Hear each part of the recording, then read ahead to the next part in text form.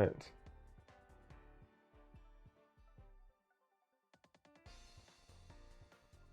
Hello, everybody. This is Darsheen, aka Yoshi96. Welcome to another stream, boys. Sorry to keep y'all waiting for as long as y'all were. Almost 10 minutes. It be like that sometimes.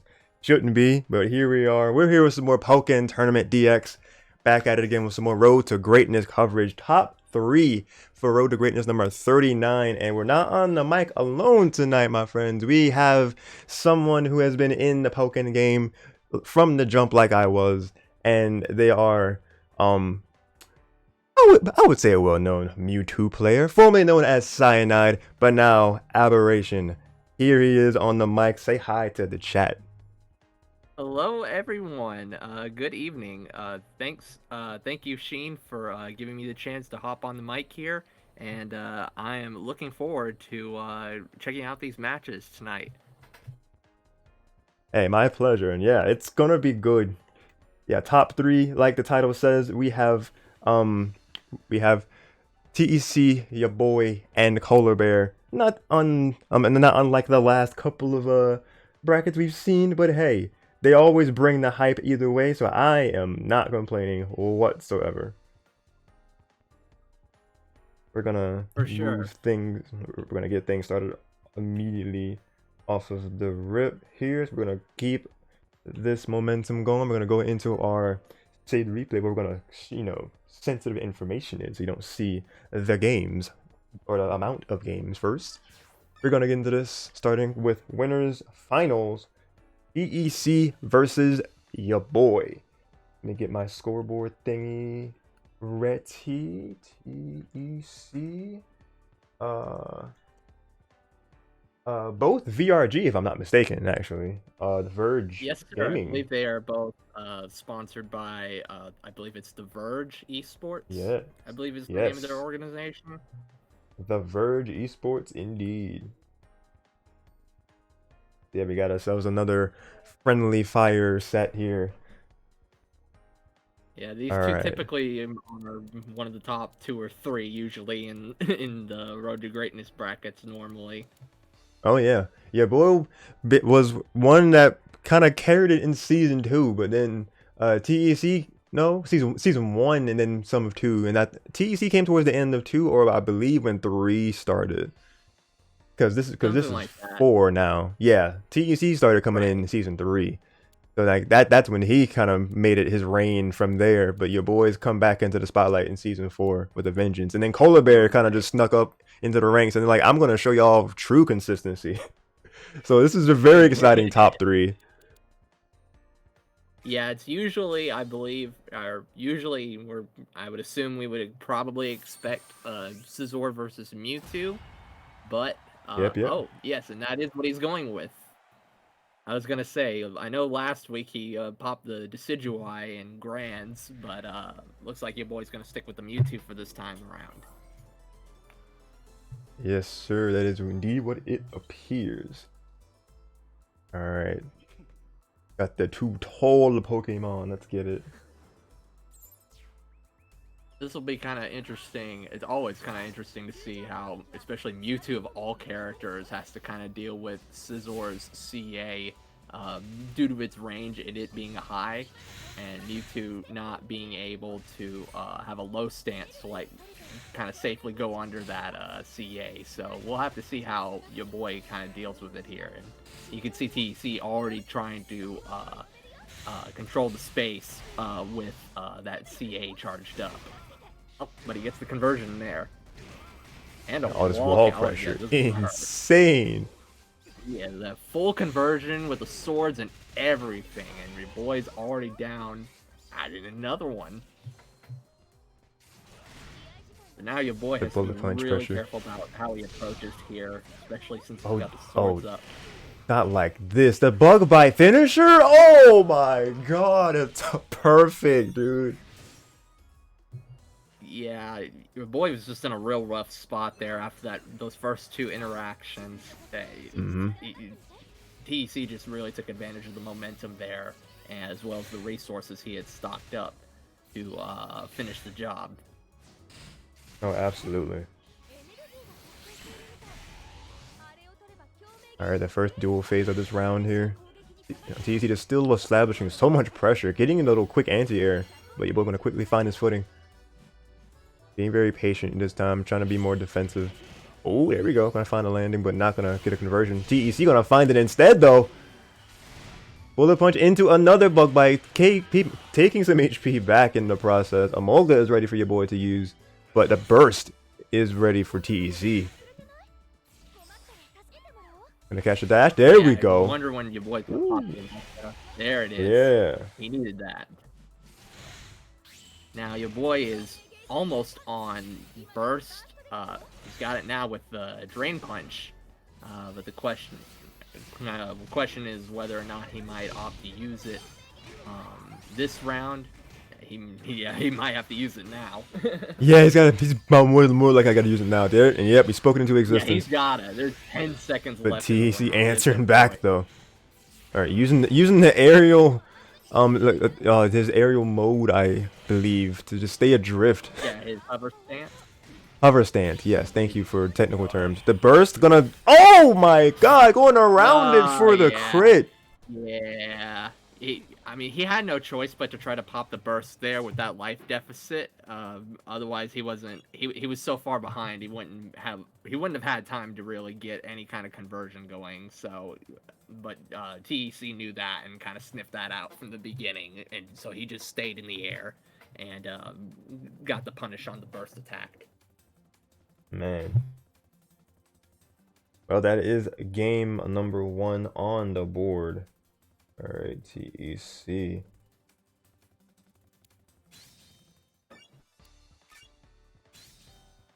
Alright, let's see what sort of adaptation will happen for your boy to try to get themselves back into the groove.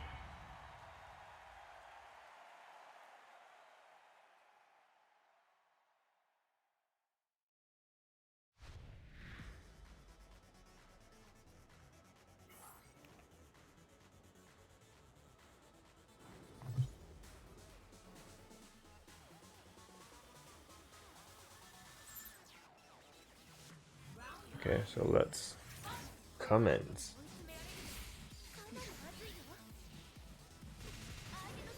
Alright, so getting some chip damage with these projectiles. Your boys trying to work his way in, getting that block up in time for that counter attack. DSC trying to establish pressure with these staples and all of these swords dance. Oh, that shield is looking mighty red there. Ooh, yeah. Gotta be careful. Ooh, there it is. Forcing a phase shift, but your boy gonna start something of their own using the wall. There we go. Oh, we're gonna drop the last few hits. Ooh, great. I forgot what the move that move is called. Forgive me. 6XX, I believe, is that Scizor just used there. I meant Mewtwo's move that he used to shift the phase. Oh, you mean TEC. Barrier, yes, thank you. Barrier and confusion. Alright, the counter attacks from CEC. Pushing your boy back. Alright, boy, try to grab him again there. Yeah, ooh, oh, JX gonna barely miss. Yeah, your boy's getting some good hits in, but TEC is just so good at just outmaneuvering a lot of options. Yeah, it's kind of hard for your boy to play around the counter attack, along with the Magikarp. The staple conversions. Ooh, that's a good counter. Maybe it'll be enough, not quite in those last few seconds. TEC gonna take that first round. Yeah, your boy's having a bit hard of a time in the field phase, because on one hand he has to worry about the charged counter attack, particularly at ranges where he can't really contest it, as well as the staples hit confirms that TEC has been getting a lot of mileage out of to win field phase and get that momentum in duel. Well, speaking of momentum, your boy's picking it up. Yeah, he's making some good reads here. That camera, whoa. Alright, Amolga coming out. Gonna break right through that counter. Oh, very clean conversion. Using the side strike into the homing attack. Oh, gonna miss that grab though. That might have been very pivotal. Gonna get that bug bite enhanced. He's gonna have to pop that burst if he's want to try to stay in this game. Yeah, I He's spoke it. I probably spoke gonna it. wait. Yep. Oh no, Yeah, there's your the boy felt staple. that pressure. Oh boy. Yeah, he's keeping him in that corner, like making him just waste that meter. Your boy has to close in now if he wants to make full use of this. Some extra power on the Yep. homing attack, maybe. Alright, try to get that barrier, but TEC, good to stay patient. Oh, we're gonna pick up that counter there though. JY into a good anti-air. That's gonna be a round for your boy. Gonna get our first final round of the set. Yeah, your boy managed to work himself in that last field phase into the up quote range where he could threaten the Oh. burst attack, and TEC feeling the pressure of the burst jumped, and that allowed your boy to get into a position where he could finish the round. Yeah, that was good awareness from your boy. Like good pressuring to awareness from your boy. Alright, but pressuring back in TEC's corner. Oh, but great grab from your boy. Gonna get that critical hit into a phase shift for Duel. Who will make the most out of this to get the biggest combo strings. Yamoga coming out. Gonna get that block out in time. Good TEC. Oh, anti-air is coming out from TEC. Gonna keep your boy at bay. The happy beam fake out, but gonna get hit, caught in the air with all this damage. Yeah, that All teleport. the staples, all of the double staples. Mm-hmm. Alright, the Magikarp just daring your boy to do any sort of advantage or any sort of like physical approach, because yeah, he just gets flopped if he tries to hit him. Anything Oh that god, won't there be it a is. grab, dude. Yep. Yeah, but he's standing on 1 HP. The crit! The tech into the critical hit. Very good call out from TEC. Such a close round, but they were able to get that read and that last moment. TEC Yeah, up with 2 Scizor. games to zip. With Yeah, Caesar. with Scizor, you have. No, I'm sorry. Go ahead. No, I was leading you back in. Oh, okay. Yeah, I was gonna say with Scizor, one of the things that makes him real threatening, particularly at the mid range, is that he can threaten a multiplicity of options, whether it's the bullet punch, the metal claw, the charged command grab with bug bite, which TEC got on your boy when he had kind of let his guard down after that first field phase shift. Uh, all that combined with his counter just really makes it a hard time for certain characters, but also Mewtwo especially, who relies a lot on those mid-range interactions. Okay, I see. Alright, thank you for the analysis. We'll be getting into our game number 3 between your boy and TEC. Will this be a TEC 3-0, or will your boy be able to get themselves on the board? We're seeing it unfold right before our very eyes. The first phase shift is underway in Duel. Alright, patience from your boy. Ooh, good barrier. Gonna get some good hits out of the corner. Keeping the stream going. Pushing him into the far side of this field phase. Trying to get that fire spin as well. The staple's gonna push him back twice again. Getting a good bit of extra credit damage. The bullet punches trying to get some distance damage. The Amoga catching him on the charge. There we go. That's a trade you want. Getting that speed debuff. Oh, but great CADC into bullet punch into a, I'm not sure what that just frame was, but that's going to be some good damage there. Magikarp is active. Not anymore. But yeah, that was just good pressuring from TEC, just daring your boy to approach and try to attack him with Magikarp at the ready. 5 seconds left. Can you? Yeah, this is a very huge health difference. Yeah. And just gonna use the burst just for the extra mileage. Gonna combo into the burst attack. Jesus, TEC going all in. He just wanted to take the gauge anyway. He's like, yeah, no, I'd see the timer. I guess he wanted to close out the round, maybe, to Yeah. guarantee support for the next round. Oh yeah, that is true.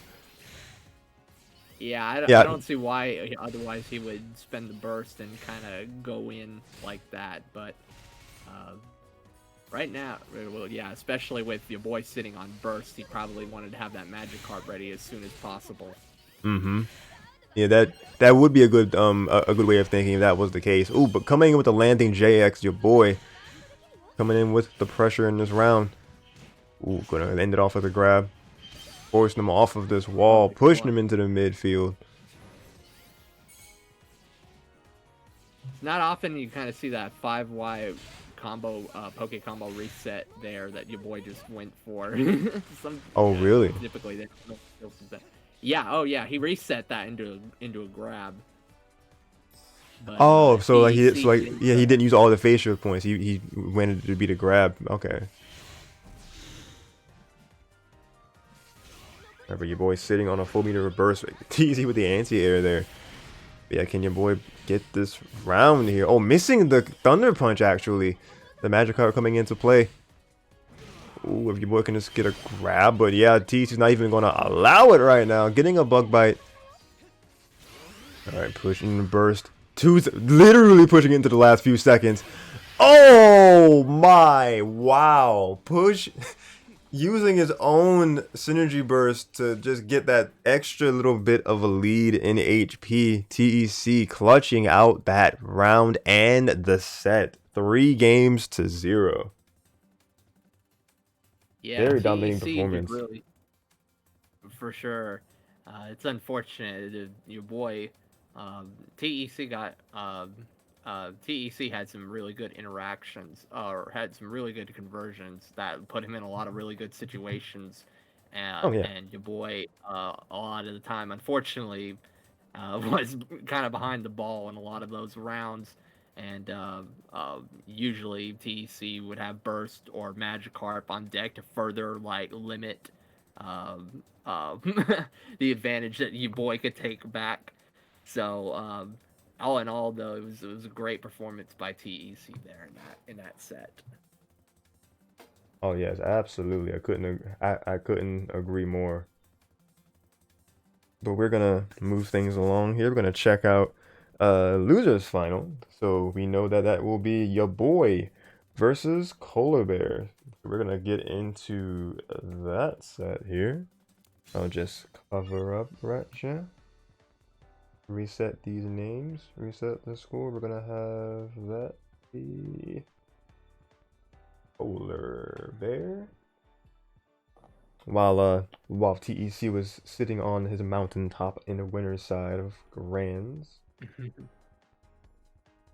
And then I did respond to them in like the text in the chat, but yeah, thank you Mud Kings for tuning into the stream. And yeah, because they said thank you for streaming, and it's really cool to watch as someone who's just getting into the game. If you're still watching the stream, if you're if you're possibly lurking, then yeah, no problem. My pleasure for showcasing this. As someone who's been with the game since the beginning, I'd always love the chance to see Pokken, especially this level of Pokken.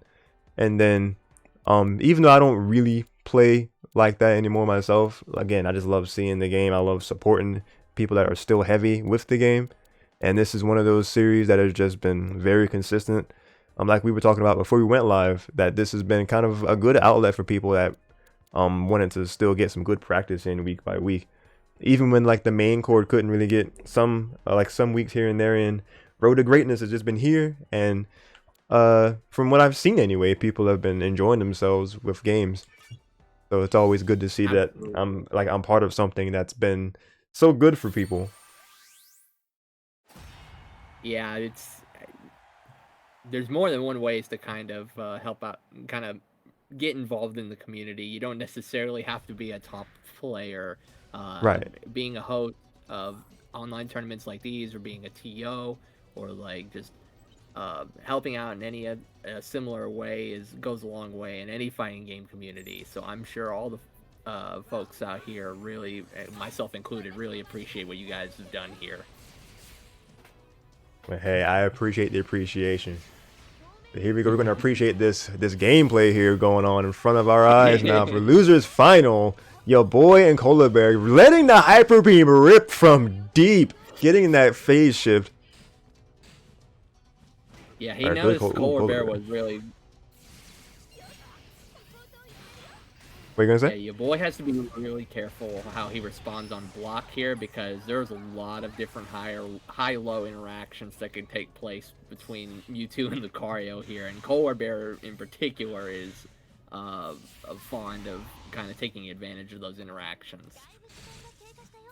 Okay. But your boy is sitting here with advantage in the dual phase.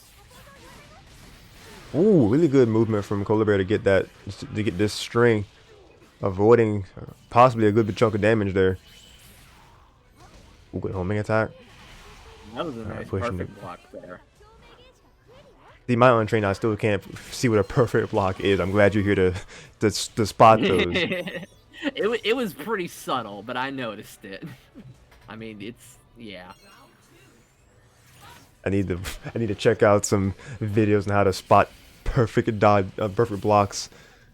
But in any case, we're gonna see what round 2 has to offer.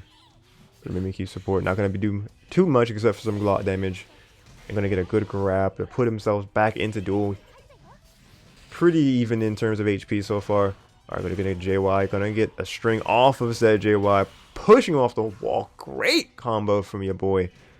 And gonna keep the pressure going with a grab, putting me in duel once again. Polar Bear's gotta look alive here. They're forced into this corner. Should I get that counter attack? Yeah, they're possibly wanting to try to go through this round and then use the burst after the fact. But yeah, if you're in this corner, in this kind of pressure, yeah, now is the time. There you go, getting the top hits of these bones to connect. Ooh, charge counter attack. Saw that your boy was gonna keep on with that pressure and just decided to hold it for that extra damage. Ooh, the pressure on that shield is immense, but gonna be able to get out of that pressure. Your boy backing away. Great backdash there. Your boy your boy anticipated that Polar Bear would try to probably go for the shield break there, and his best option was to try to get out of any strike throw mix up with a backdash. Oh yeah, that was just good movement from both sides. But that movement was so good from both because they were both able to like counter each other's counter attacks and CDC in and out. And your boy was able to get those last few hits in to take that first game. Your boy was probably either expecting a wake up counter or a wake up E speed, so he went for a cross up JY, but since Polar Bear jumped on wake up, he kind of launched himself into the JY, and your boy got that air to air conversion as a result. So your boy got the interaction he wanted in, or he got what he wanted out of that interaction regardless. Oh yeah, that's definitely what counts in the moment of. All right, so let's see. Oh, Snowgift. I don't see this stage enough. I like this stage. This is a nice little stage. Yes. Yeah, I don't believe is it. Correct me if I'm wrong. I don't remember if this stage is in like in the base picks of stage or if it's like an online. I could not tell you. I feel like it was no, it's not a DX stage. I think this is more like an online stadium if I had to take a guess. But it's not all on that. We got ourselves game 2 going on. Let's see what Polar Bear can do a little differently to see if they can get themselves on the scoreboard as well. But your boy gonna get that grab right after landing. Gonna establish some sort of lead in the very first, what is this, 20 plus seconds here. Oh my god, yeah. Having Polar Bear stay in that shield. Probably expecting them to sort of just come in with some physical attacks. Oh, good counter attack against the Mimikyu pressure. Ooh, probably should go for like a CADC. Yeah, I saw how he had that, like he angled that really well. The Frogadier support, trying to get a good pop up. Oh, catching the extreme speed actually. Critical hit grab. He remembered what happened the last time he had the Frogadier, or your boy had the Frogadier up, so he tried to preemptively grab him before he could get grabbed again. grab or get grabbed is part of the Pokken game, and your boy was just a little quicker. Yeah. Oh my god. Yeah, that Mimikyu was that had him had him in the air for a bit, but Color Bear wasn't able to get the pickup. That shield red, and your boy knows it, opting to be more in the air. Alright, good CADC from Color Bear's part. Not taking the chip damage the first time. CADCing through that cycle cut. Oh, gonna get hit by that JX into this. Nope, not gonna air dash out of that string. Good from Color Bear. The JY gonna dash in. Ooh, the counter on counter, getting that extreme speed out against the fire punch. Fire punch, thunder punch. It's an element. There we go. We got a grab. Color Bear pushing him back into the field phase. Alright, CDing around the Aura Sphere and countering through the homing attack. Kohler back on the offensive, and you're gonna use the burst attack. Oh, and your boy's got the EV support. I believe you're gonna say something for just now. No, I'm sorry. I forgot what it was. I was gonna say. It do be like that. Ooh, back into dual phase. Gonna get the grab. Enhanced by burst. Possibly it. Ooh, it's a KO. I thought when your boy set up the black Y in field with the flame pillar, I thought he was gonna back off and let Kohler run out of his burst there, but he decided to press his advantage instead and ended up paying the price for it.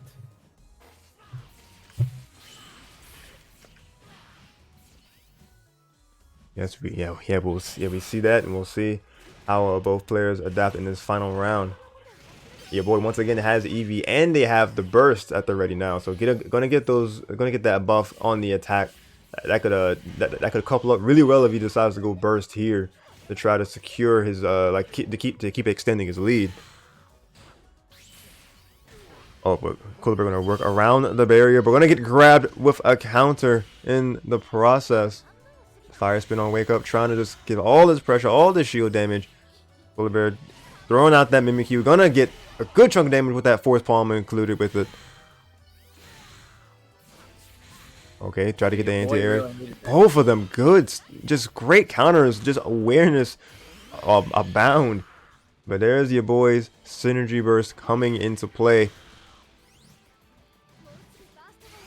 And there's Color Bear gonna follow suit the last 15 seconds. Who will make the most of their enhancement? Gonna catch the dash possibly? Oh, but just out of range. Color Bear's out of range. Awareness. Beautiful spacing from Color Bear. That's it. KO. He's on the board. That was such a good backdash. Yeah, I was kind of surprised. I would have expected a jump because that's what a lot of people like to do when they're at disadvantage on block against Mewtwo and burst. But that was actually a very smart call by Color Bear, and that got him. Yes. Your boy anticipating he would stay in block rather than try to jump or backdash. Color Bear made the right call and was able to take advantage of that. Yeah, we'll see if he's going to be able to do more calls like that. I'm sorry, what? I was just going to say, backdash in general is just a really great defensive option, particularly in those situations. Because of absolutely. Initial invincible frames on the backdash. Oh, I didn't know there were invisible frames in your yes, back. Okay. Yes.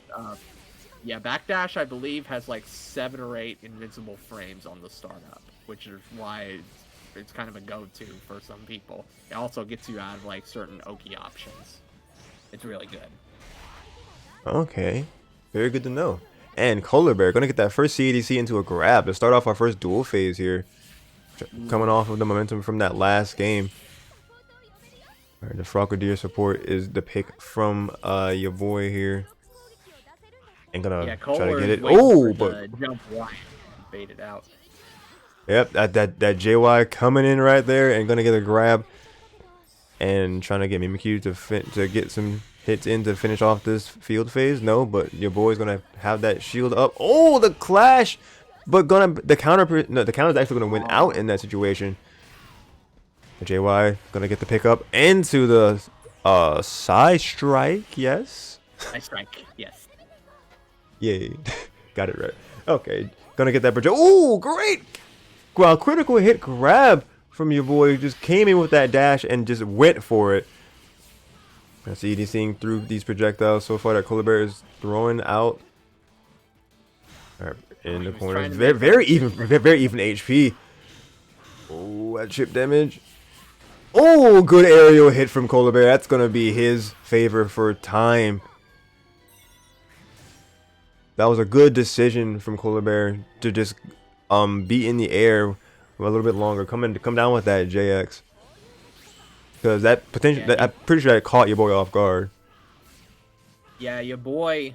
He anticipated your boy was gonna probably try to retaliate in some way, since he was rather low on health. So anticipating that, he went for the jump back to try and punish out an option he might have tried to throw, and it ended up working to his benefit as a result.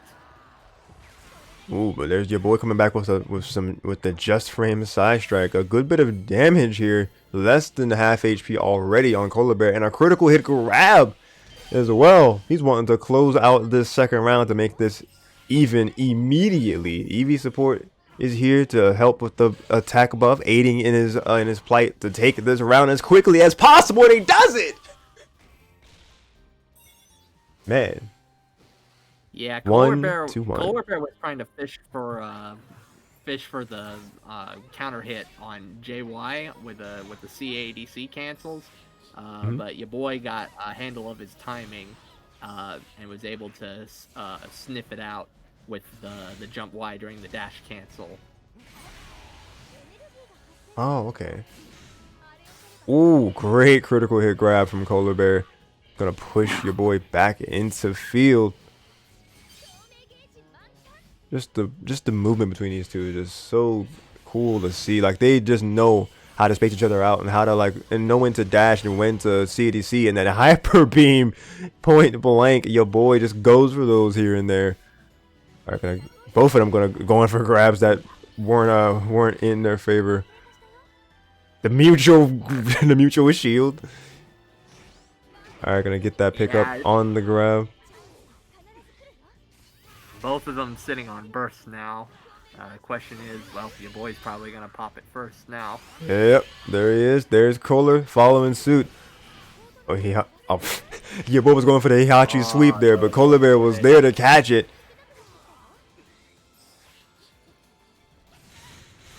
Alright, try that charged Aura Sphere in the air.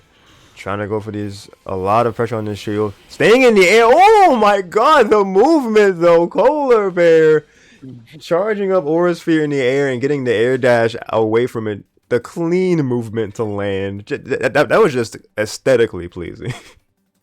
That was another smart little move Kohler did there. He was crossing up your boy on the jump, and your boy was probably anticipating that that Kohler was going to land with a jump Y or a jump X. So he opted to charge the counter attack to try to beat it out or CADC out of it.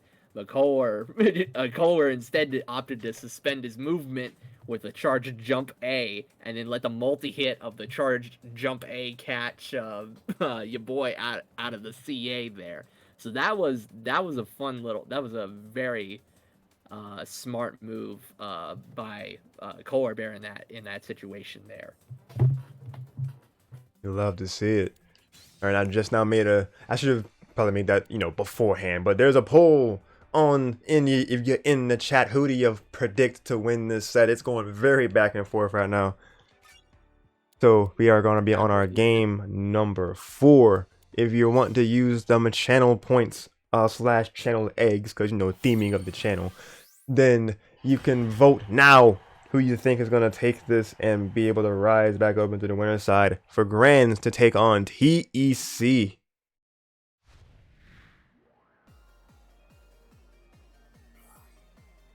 Will Koala Bear be able to take this in game 4, or will your boy make this a game 5 situation? That is for us to find out now.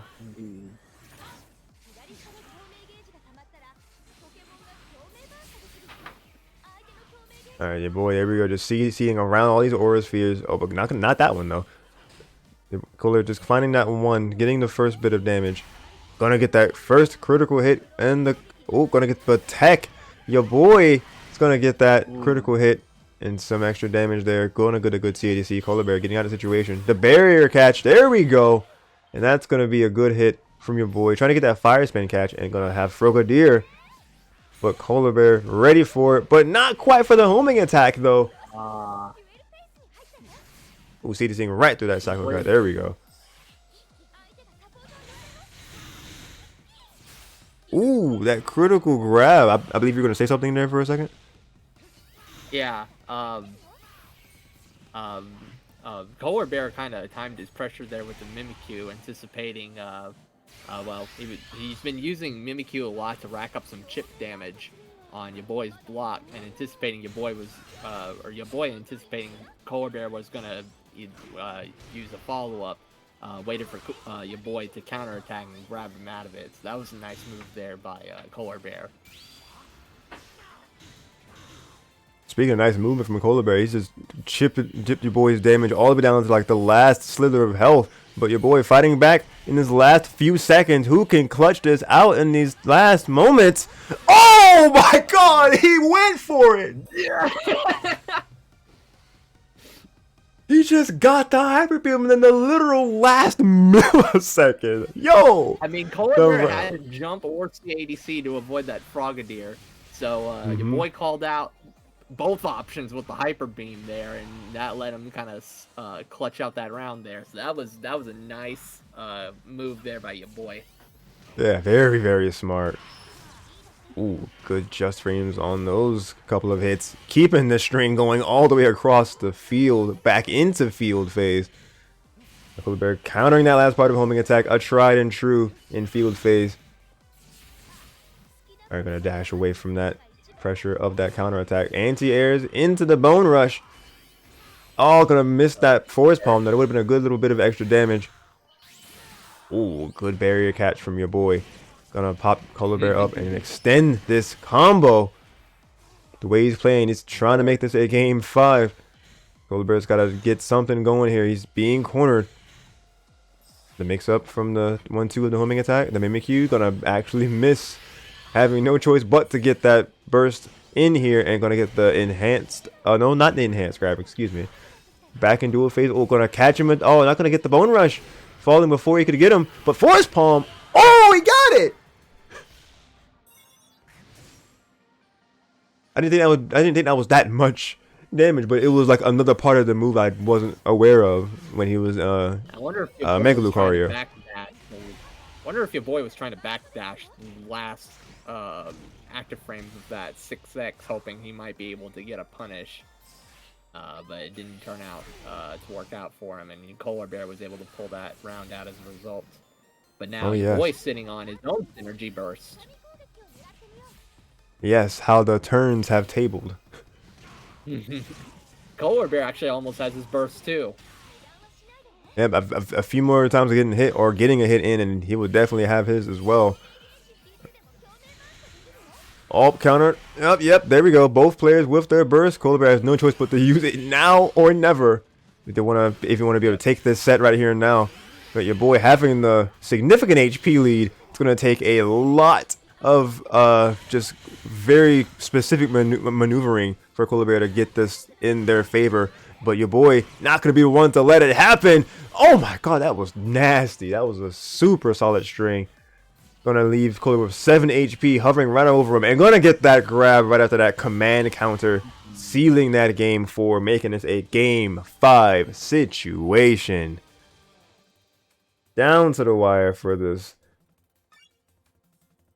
Here we go, baby.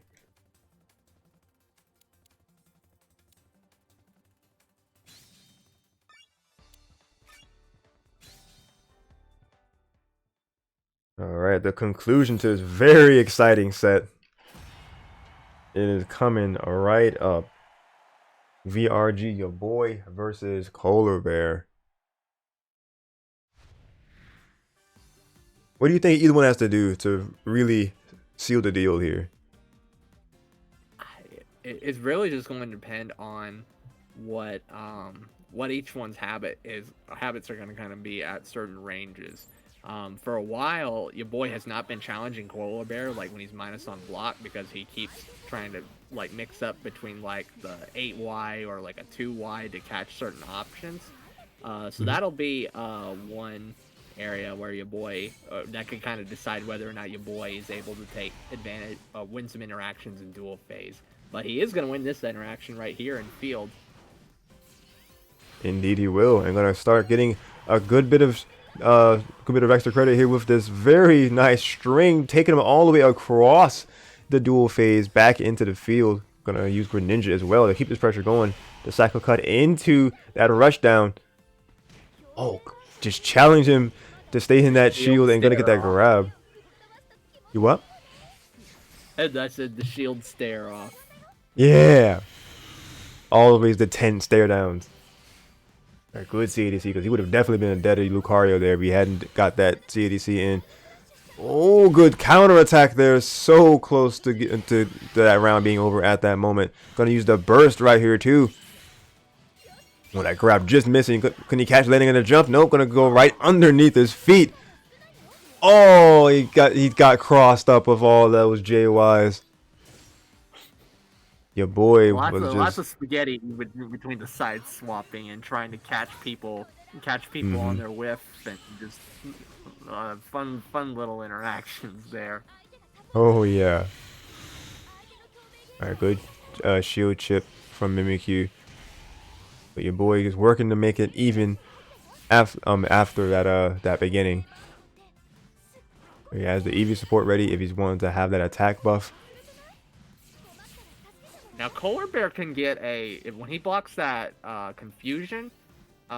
He can, well, the timing's a little tricky on punishing it, Hmm. uh, um, but yeah, he can punish it with the.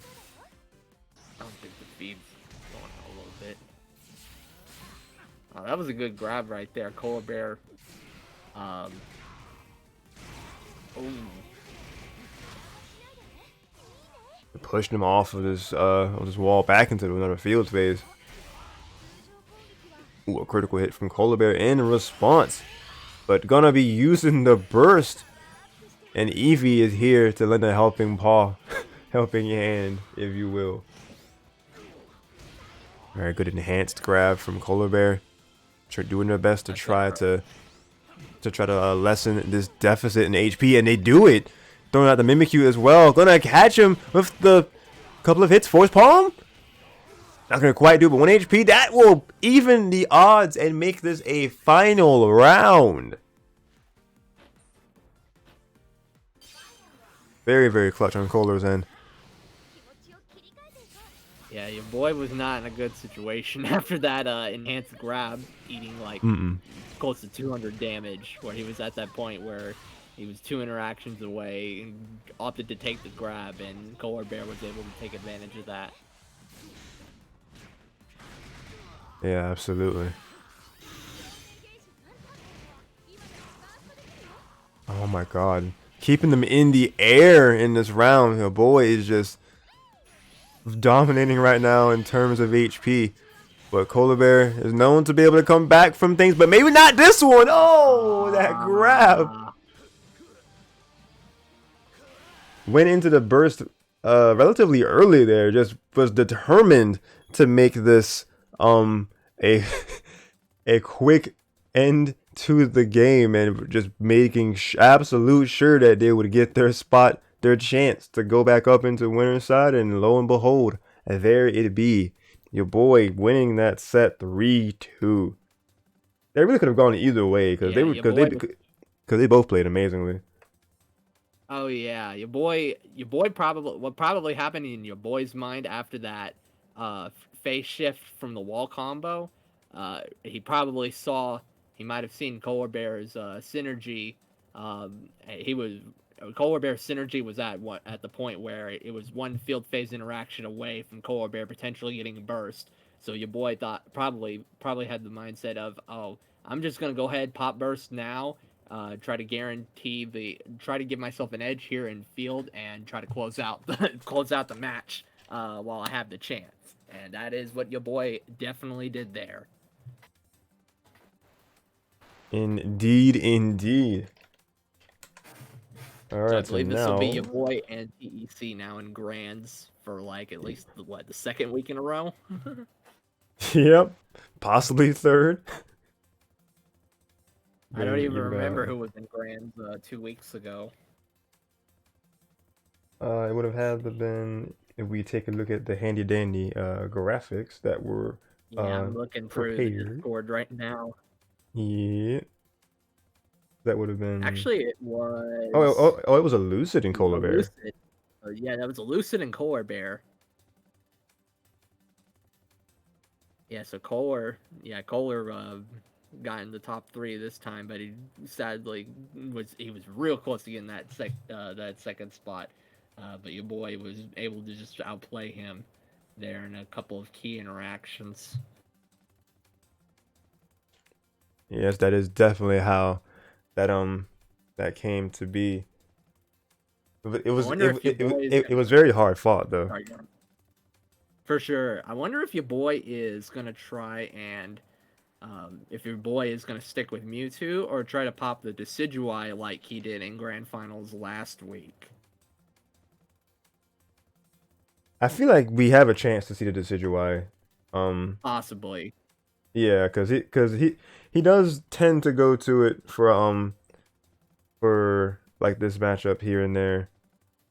Sometimes I think he actually like say that he tries to use the Decidueye just to be able to gauge what like what will happen in terms of like the first game or two, and then he'll like switch to Mewtwo.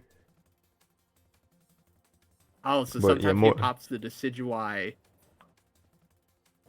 Oh, mhm. so sometimes he pops the Decidueye to kind of gauge, like, sometimes what the opponent is going to do or Yeah, how he might, whether or not he might be able to get certain things out of the match. Might he might be looking for.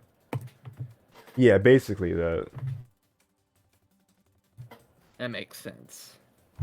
Yeah, I'm just looking at Decidueye, like with the Decidueye pick, it'd be a little easier to handle that CA in neutral since he'll be able to kind of low stance. He also has the Fury attack, which is a nice multi hit that he can sometimes use on reaction to charge CA in neutral, or sometimes use to in block strings, in pressure strings to kind of catch counter attacks. One of the cool things about Decidueye is that he has a lot of like offensive option selects against a number of counter attacks on block or on wake up. So I'll be interested to see if your boy decides to switch to the Decidueye to maybe try and give that another go. I don't know how comfortable he feels with the character or how much he plays the character outside of tournament. So we'll have to Right. see what he decides here. That we shall indeed. We're going to be seeing that in just a few minutes. I am doing the process of gathering grand finals as we speak. So I think what I'm going to do here is for the chat, run a quick minute ad break, and then we will be returning to the action as soon as possible. So stick around for grand finals if you're interested to see the redux the rematch of of your boy and TEC coming shortly. And the spinny spin on Twitch. There we go. That's an ad rolling for him. Oh, are we off the stream? just for like a quick like 40 seconds. Oh, okay. How you feeling? Hmm? How you feeling so far? I'm feeling good. I'm excited to see how this will play out. Cause whenever Yeah. I've seen like each time we've seen this matchup, it's actually been TEC more often than not over your boy when it comes down to these two. But Right. And then when your boy does win it ends up being someone kind of being in the middle of them in TEC, which more often than not is actually Cola Bear clutching it out to get that second place here and there. Oh yeah. It's others sometimes, but it would usually be Cola Bear being that gatekeeper in between these two. But seeing these two in grands is definitely nothing out of the ordinary. Yeah. How are you feeling about the commentary right now? I'm trying to get a better feel of it as we're going along here. I think we're getting a good balance of me being the play-by-play and you being the Yeah. analytic. I think that's been a good balance so far. That's yeah, I'm trying to wait until like between rounds or whatever to like maybe get something in and maybe let you like handle the play-by-plays. That seems to be kind of the better framework to go with here for the moment. Yeah, for sure.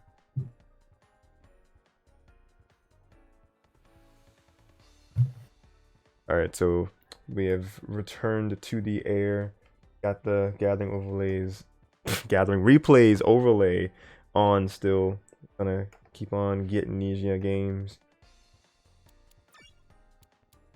Okay, so let's keep this going.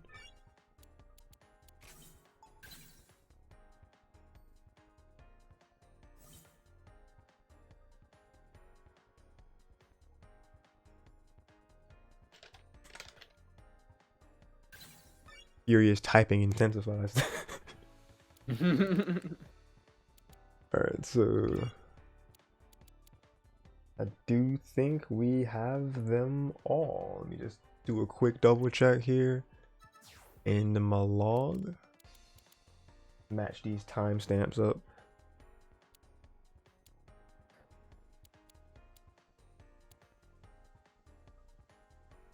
Yep, we got them. Alright, so grand finals is coming. Change this to be sensitive information instead, because gathering replay process has been completed. We about to see grand finals, baby. Make sure I got the names correct on here. I think I did that before I even started doing the replays. Yeah, we got that on there. Alright. It be that time.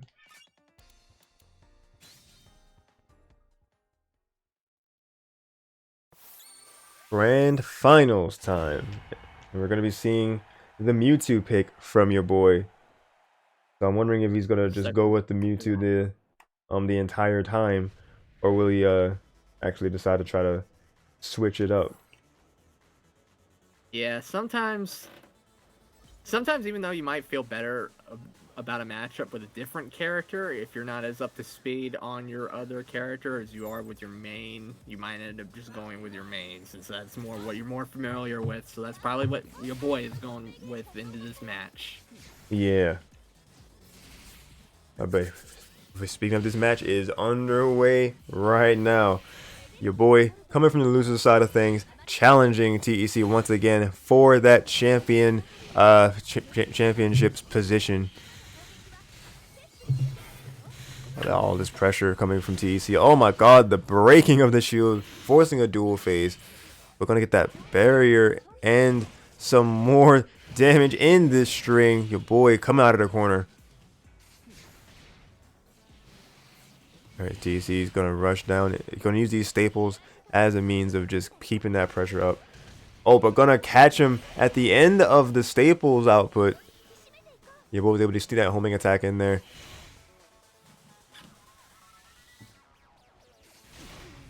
Just a little bit of weaving in and out, but TEC was able to catch one of those weaves. And the Magikarp gonna no, not yet actually. He pushed him back. The Magikarp, there we go, slammed him down and prepped them for a grab. TEC keeping the momentum going with the final 10 seconds of the game. The bullet punch, the last part of it, kind of clipped them. 5 seconds remaining. The mix-up from the Hyper Beam closing in, but TEC going to use that burst to push him back. Very smart decision in those last couple of seconds. And it's kind of hard to tell. It might have whether or not TEC may have been well, TEC got a little bit of damage there at the end, so he might have just nicked that one out. Oh yeah, I think he was that was like barely in his favor.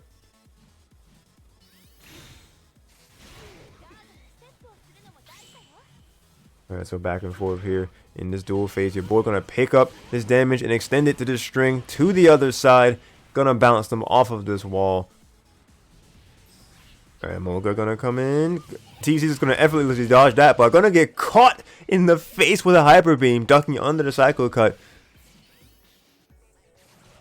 Bullet punch gonna miss his mark as well. Your boy just staying at a good distance and keeping that shield up. The quick maneuver around that swords dance was very clean as well. Gonna come in with the good strong hits, ending it off with the thunder punch, pushing them back into the wall. Alright, the Magikarp is here to flop and play here. Gonna stop any sort of advancement that your boy would try to do. Alright, so TC keeping that pressure in the corner. Oh, but your boy coming out of the corner, getting the critical hit. Cycle cut into the thunder punch. Round is in their possession. Final round of the first game. Here we go.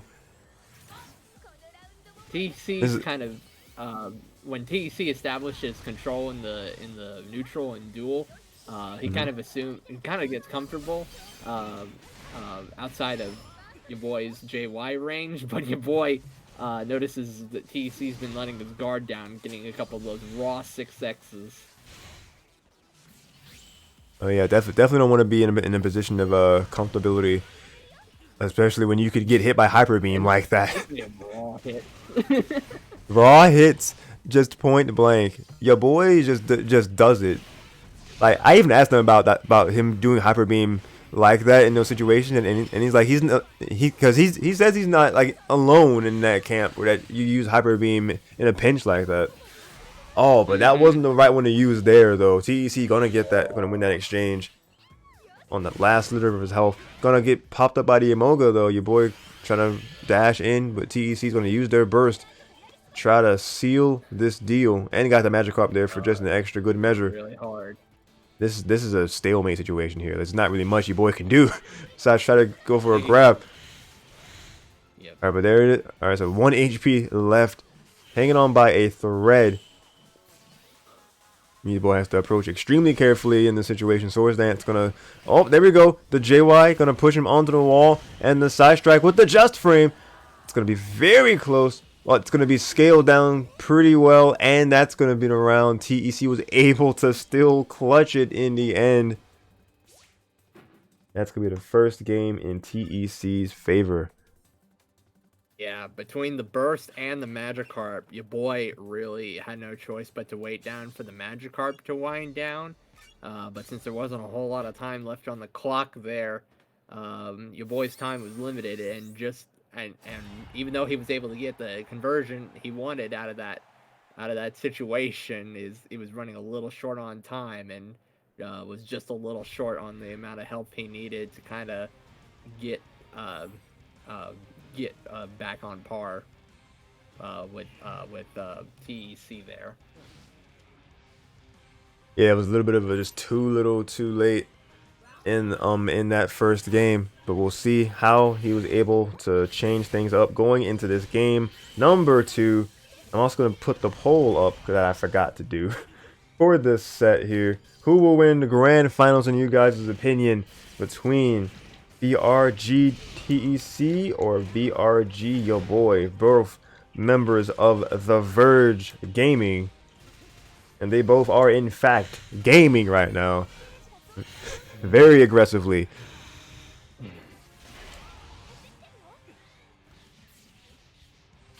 They're gonna put this prediction poll up there for you guys to be able to use your channel points if you want to influence any sort of well, not really directly influence, but you know, influence what you think might happen in this set. It's going back and forth very, very closely, because I swear I looked away and your boy had TEC on the right side, and then all of a sudden TEC had your boy on the left side, and there we go back again. It's a pendulum swing.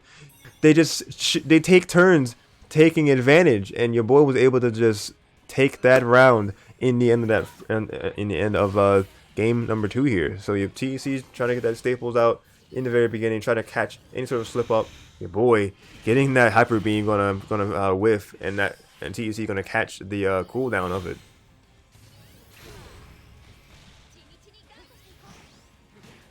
All right, good grab there from TEC, bouncing them back off of this corner. And just like that, he's down to less than half of his HP. Oh, I think that was just 2 berries in a row. Gonna get good pressure, pushing him back into this field phase. Your boy was able to get a critical hit in the mix of that. Teleporting and gonna throw down that projectile, but TEC not in range of it. Gonna be able to punish accordingly. A Mocha throw out. There we go. A speed debuff, but a little bit too far away to get the follow-up. We're gonna get that grab pickup anyway. TEC was caught holding that shield up just a little bit too long, and gonna get caught countering as well. Your boy was able to just have that read on the attack triangle perfectly in that moment. All right, seeing out of those projectiles' range.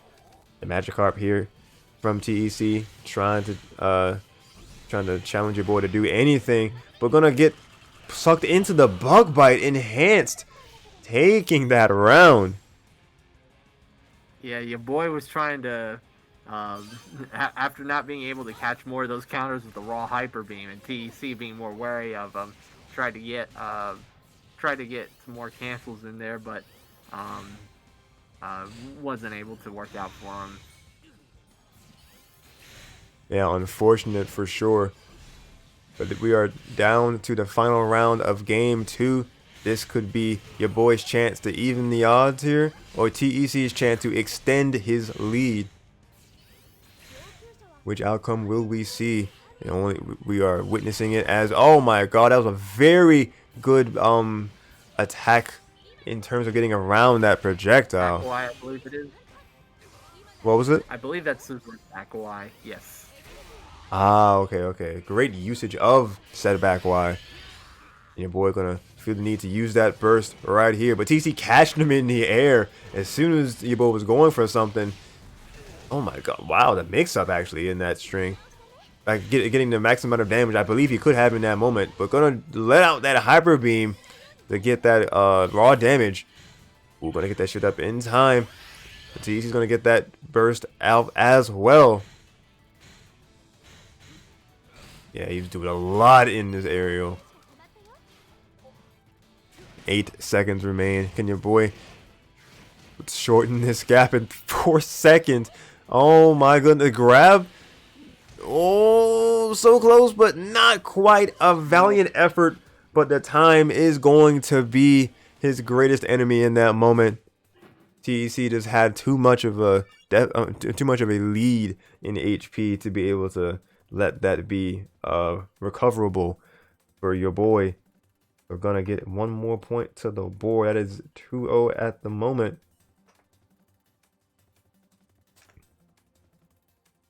Let's check out the next one. Will TEC just keep up this dominating performance and try to go for a 3-0, or can your boy get the start of something here and make this be in their favor, getting a point on the board and making this a longer grand finals? Yeah, TEC, or sorry, your boy's still trying to find a way around. He's still trying to go to the hyper beam. He did get that one hit, but TEC a lot of the time has been able to kind of sniff out those teleport cancels. Oh yeah, getting that tech right there and gonna keep this damage going off of their critical hit. Ending it off with the aerial ace. Very nice. Just gonna calmly evade that hyper beam, just like you mentioned that your boy just kind of leaning towards using hyper beam here and there in these moments, kind of like a Hail Mary option. But yeah, TEC was able to just call it out, and your boy getting damage though, but calling out a grab right there. They're pushing it back just slightly. So the Emolga coming out, jumping right over it. Very low effort. All the way to tease, he makes it seem low effort. Alright, inching his way closer. The bullet punch gonna take him out in that first round.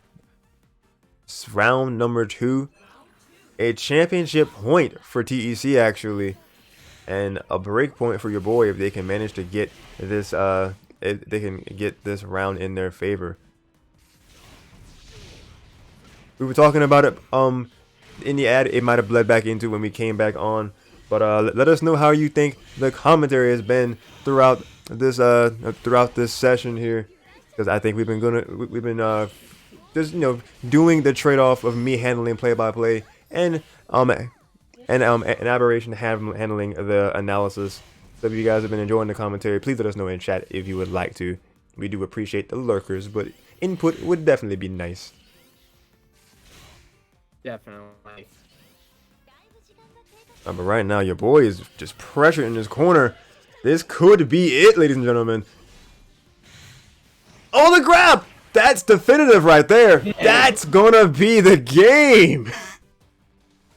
Yeah, your boy was just every time your boy ends up in the corner, TEC was threatening throughout the set with the staples, putting your boy in a kind of a weird spot where if he moved the wrong way or moved at the wrong time, he could get clipped by the staples and letting TEC get the hit confirmed. So he kind of decided to just opt to sit and shield there, and that's when TEC recognized kind of the passiveness and just went in for the grab. Yeah, but he saw the opportunities when they presented themselves. Because your boy was going for, like we were mentioning, just kind of some very brave options is the word I could use.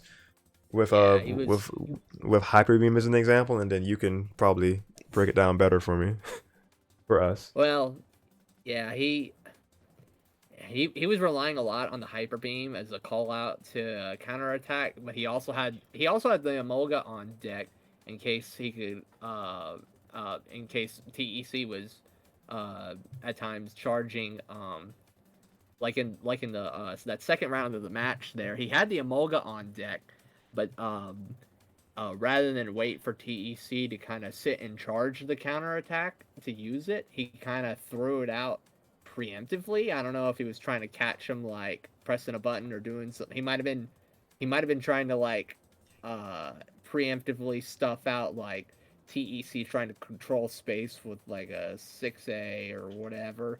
But TEC after a while found a number of ways to kind of just sense your boy's urgency in like trying to call out some of these options, and decided to just kind of sit and just wait, especially at that one moment when he called out the Emolga and he was kind of sitting almost full screen, so he was able to like jump over it, or at times when he would use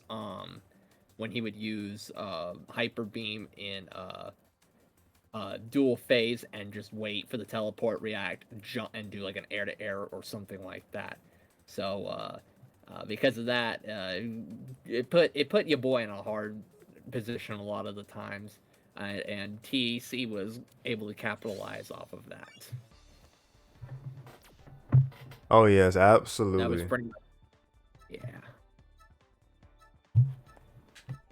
Yeah, that's a very good and appreciated synopsis of the events that unfolded, and like the thinking of what you believe might have happened between the two players. Thank you. What we can try to do now is we've typically gotten the winners on for a quick VC interview. So this could be the first time we could have two people as the interviewers, because I typically run out of questions to ask because I don't really come prepared with questions, especially if it's I'm not really sure who would be the winner between TEC, your boy, or Cola Bear. Right. So it's good to have another mind here to have some possible other questions to ask. So, like, the first question Oh, to thank ask you. is he available for an interview? Let's pop into the DM. For a, I can't spell available to save my life. Oh my god. For a quick VC interview.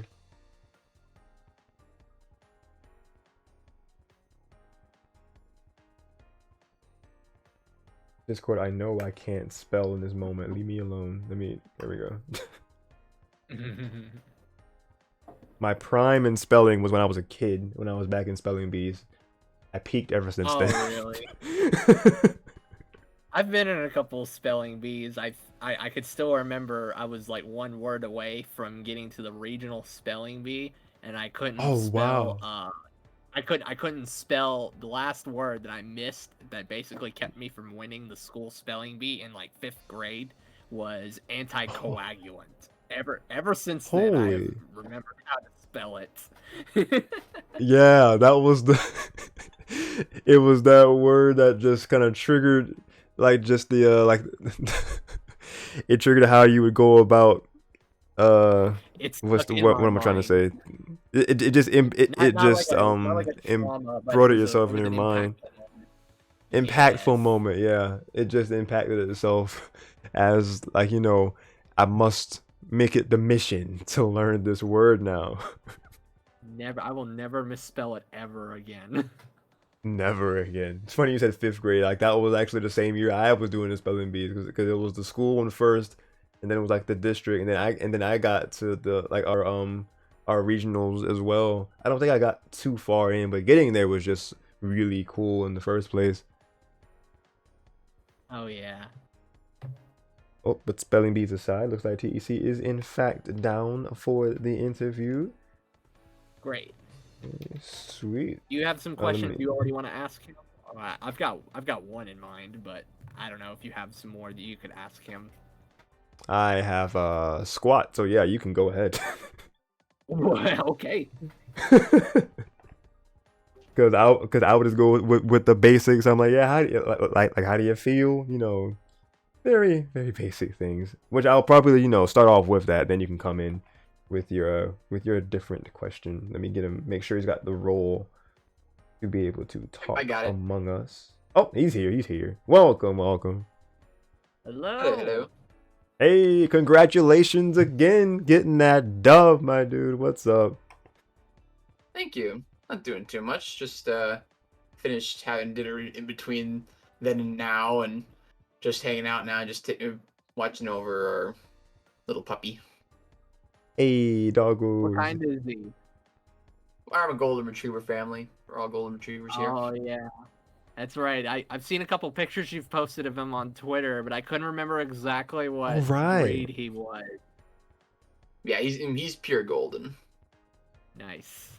Nice. He's just chilling right now. The weather's actually fairly decent now. It's in the nice range of low to mid 40s. We can actually walk him and take him out and do what we gotta do, and now he can actually nap the whole afternoon. There you go. The weather actually cooperating with us for once in this weird springtime. Yeah, the Midwest has a terrible springtime. I couldn't imagine. Oh God, we And here in the southeast. We just kind of experience summer and winter sometimes. It's weird. it It just goes can back and confirm. forth. Oh, what now? Hopefully now it stays here, because I like this kind of temperature, where the snow is all melting and there's not a cloud in the sky, and it just stays at this range because it's not too cold, it's not too hot, and you get to walk. It's warm enough to go out and walk your dog, but not where you have to dress specifically for this kind of extreme weather. There's no extreme to it. It's just a nice middle road deal. Beautiful. Okay, dokie. But yes, the typical question I always ask: how do you feel? You won another bracket here. What are you thinking? Well, that one was a perfect run, and I feel like that. I think like this time, especially being able to 3-0 your boy twice, I feel like that was more so because now I'm starting to understand at least his kind of Mewtwo, because he stuck to Mewtwo, and he has a good Mewtwo and a good Decidueye. I was prepared for the Decidueye, but I know Yeah, we were too. typically he likes to. Well, I think this time he was experimenting a bit because he ran Emolga this time rather than Frog, and Hmm. I kind of know why, because he didn't like the fact that I could just turn any Frog call in field into a back Y punish, and then Yeah, yeah. the uses for Frog and Duel were then kind of limited at that point. So I guess he was just trying a different support, which is fine. But yeah, this the thing about Emolga is it's a good counter piercing option, but then I can just completely change up my play style into a more bait and punish game. And even if he lands Emolga, he does get pressure, but if he doesn't even get that, depending on where he hits it, like the speed debuff doesn't really matter for Scizor because his hover dash speed isn't affected by speed debuffs. It stays constant, so I don't really have to worry about speed debuffs.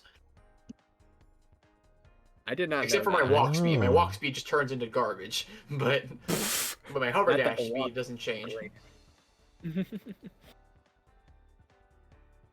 But yeah, other than that, Okay. it's still a good support overall. But I would, if you were to pull on my arm and ask me whether one of the two, I would probably recommend Rayquaza, to be honest, because that is not a support I can just cheese in field phase, and it does stupid damage, which is actually a better reward for hitting it rather than just a speed debuff. Interesting. Very much so. Okay. But yeah, I do There's believe still other options. Aberration's got Yeah. a. Oh, sorry, I cut you off. Go ahead. I was gonna say I believe Aberration's got a question for you. Oh yeah, go ahead. Yeah. So I got a couple of questions. There we go. Well, I guess you kind of answered one of my potential questions, which was, what might be the best um option against kind of negating Scizor counterattack aside from like Frogadier or Emolga, and sure enough you came at it. I would have not thought. Well, first of all, I didn't know that Scizor's hover dash speed was affected by the speed, or was not affected by the speed debuff. But that kind of makes sense because hover dash is kind of like its own unique stance. It's not. It's Yeah, not it's considered a like stance. It's I think it's technically called hover stance. right. Yeah. So that kind of makes sense. And if you still have hover dash, I mean, you're not. I mean, you're using hover dash a fair bit anyway. So that doesn't really take a whole lot out of Scizor's mobility. But when you mention Rayquaza, or Rayquaza, that I hadn't thought of that, but that makes sense considering the since you can't just in iframe through it like what you can with like an Emolga or a Frogadier. What I was thinking about though, the big thing though with regards to Scizor's counterattack for Mewtwo, there's a few. I can think of a couple of options that other Mewtwo players have kind of tried in the past to kind of deal with it. Like for example, if the Mewtwo player sees the Scizor player charging up a CA, he might go for like 2XX and hope that like the Scizor player stays like armoring through it and maybe tries to outlast the release with the invulnerability to the high. But that's kind of a committal option, and depending on the timing, I would imagine that Scizor might be able to kind of just parry through that in certain situations. There's also like a Drain Punch, which is also still kind of slow. Or well, it's got more range than like the 2X, but it is kind of slow, and just like, but the thing about counterattack that kind of puts a wrench in both of those options is Scizor's ability to like his cancel options out of counterattack kind of what make it hard to deal with, because you could like start charging up the CA and then go straight into like the straight into the hover dash Y. So I was wondering what might be some potential options from the Mewtwo, if you know of any particular ones, or maybe similar options from other characters that maybe Mewtwo could kind of use a similar strategy with regards to dealing with Scizor's CA. I'll be real with you. There's really no ironclad option to counter all because Scizor's cancel options are the fastest in the game, flat out. Like they're faster than Sceptile. You cannot outdo Oh speed wow. that Scizor's cancel potential has. So, in terms of those two you were talking about, 2x and Drain Punch. Now I would probably recommend 2x over Drain Punch because the thing is you don't want to be doing Drain Punch from too far away because I know Drain Punch has a good amount of range, but I mean, if you're using that as a reaction to CA, the second I see a barrier, I'm just gonna refresh my CA with a Hover Dash cancel because you can just instantly refresh the CA with another one, and then the CA charge time is reset, and the Drain Punch will more than likely not last because even though Scizor's CA, because what I'm trying to say here is Scizor's CA is actually one of the slowest, technically speaking, in the game. The actual attack, not the cancel, Right. but the attack is one of the slowest in the game, and because of that, I think its armor actually lasts a bit longer because it has the Yeah. potential to charge harder than most other CAs. Like it can charge for longer and comes out Right. slower. So it kind of actually works in his favor because then those kinds of poking options to go through the CA can potentially fail, even if I didn't refresh it, because the armor lasts for a bit longer than other CAs can. But pair Hmm. that with the fact that I can instantly refresh it, then, you know, I think with 2x would be better because you would have to be on your feet and be pairing that pretty quick in order to get the full punish on a 2x. And it is hard to see through where the high immunity will end. So I would recommend 2x if you're within the range to do it over Drain Punch. But again, there's no real ironclad way to do it because if I'm on my feet and I see that coming, well, for one, I would jump. I could just jump it, or if I'm actually getting hit by it, I would then parry the second hit because even with adjust frame, it doesn't pierce, and then just go for. I'm pretty sure you can even do hover X off of uh, parrying a 2xx from Mewtwo. So yeah, like I said, it does boil down to supports in order to kind of find pressure for Mewtwo in order to actually get in. And I would recommend Mega Ray over Emolga because the I was the thinking biggest Rayquaza, yeah. bonus you yeah, because the biggest bonus you get with Emolga is you pierce me, you don't do much of any damage, but you get a speed debuff. But again, for Scizor that doesn't matter because my hover dash speed is not affected at all. Neither is my movement. The speed of my attacks aren't affected, but my actual walking speed is affected, which it does affect the matchup because, like you saw in that set, I have to play a lot of footsies with Mewtwo's that are more patient, like your boys is. Like your boys are very patient Mewtwo. So footsies do come into play there. So he was probably thinking about that, but even so, I think that the absolute ridiculous damage that Mega Rayquaza gets is more worth it because you get the pressure that you get with Emolga along with doing crap amount of damage, and because it charges so fast and comes out so fast, it basically tells me that if I don't have any kind of frame advantage, I can't pull out free swords.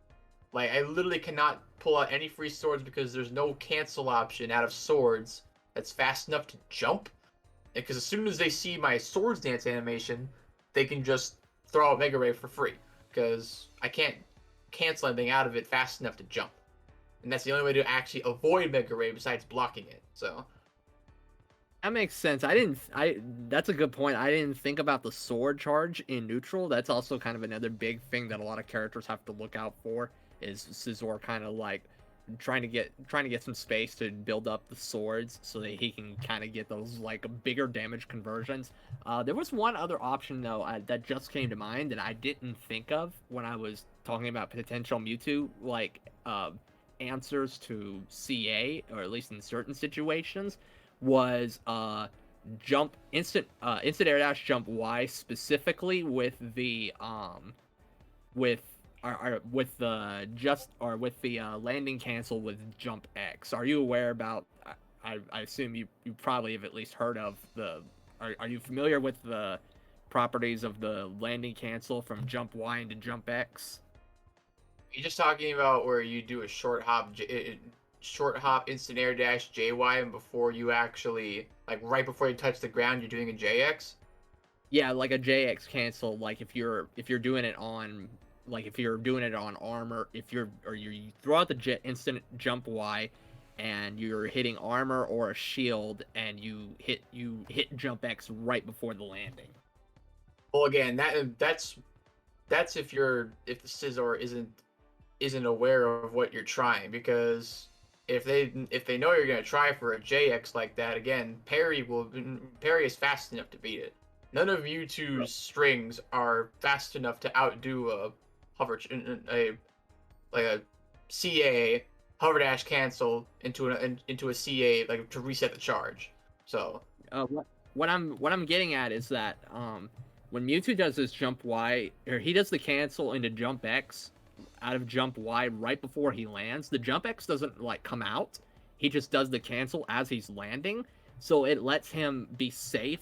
It cuts off some of the landing lag on his JY. So he it lets okay. him be safe on CA in certain situations, and it also lets him be plus on be like +1 or +2 on block if he's doing it like in the corner. Okay, Again, I get you. So so you're what I'm basically just wondering, saying if JX isn't coming out at all, you're just like basically making like a safe JY essentially. Is what you're saying. yeah, basically it's a safe. I'm kind of wondering, yeah, I wonder if that safe JY cancel would like if you're using it as kind of a reactive option to CA. I wonder if that landing cancel would enable Mewtwo to block before Scizor could like do a parry cancel or cancel out of the counterattack to do the hover stance Y out of the parry. You're Or if right. you've tried that kind of thing.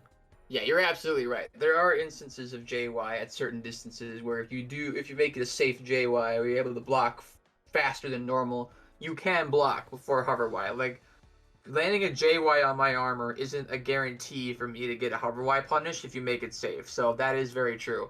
But it isn't something that's necessarily going to be able to punish much, because like this is more so getting into mix-up territory, because I can Yeah. again do the instant CA into hover dash cancel to another CA, which would then reset the charge, and you would still just be hitting my armor.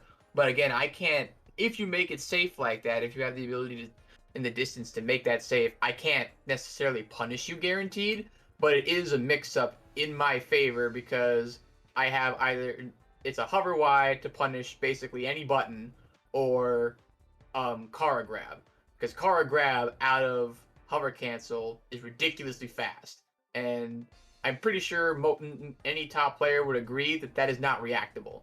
You are either going to mash in order to expect the grab, or you're going to block expecting me to either let it go or go for hover Y.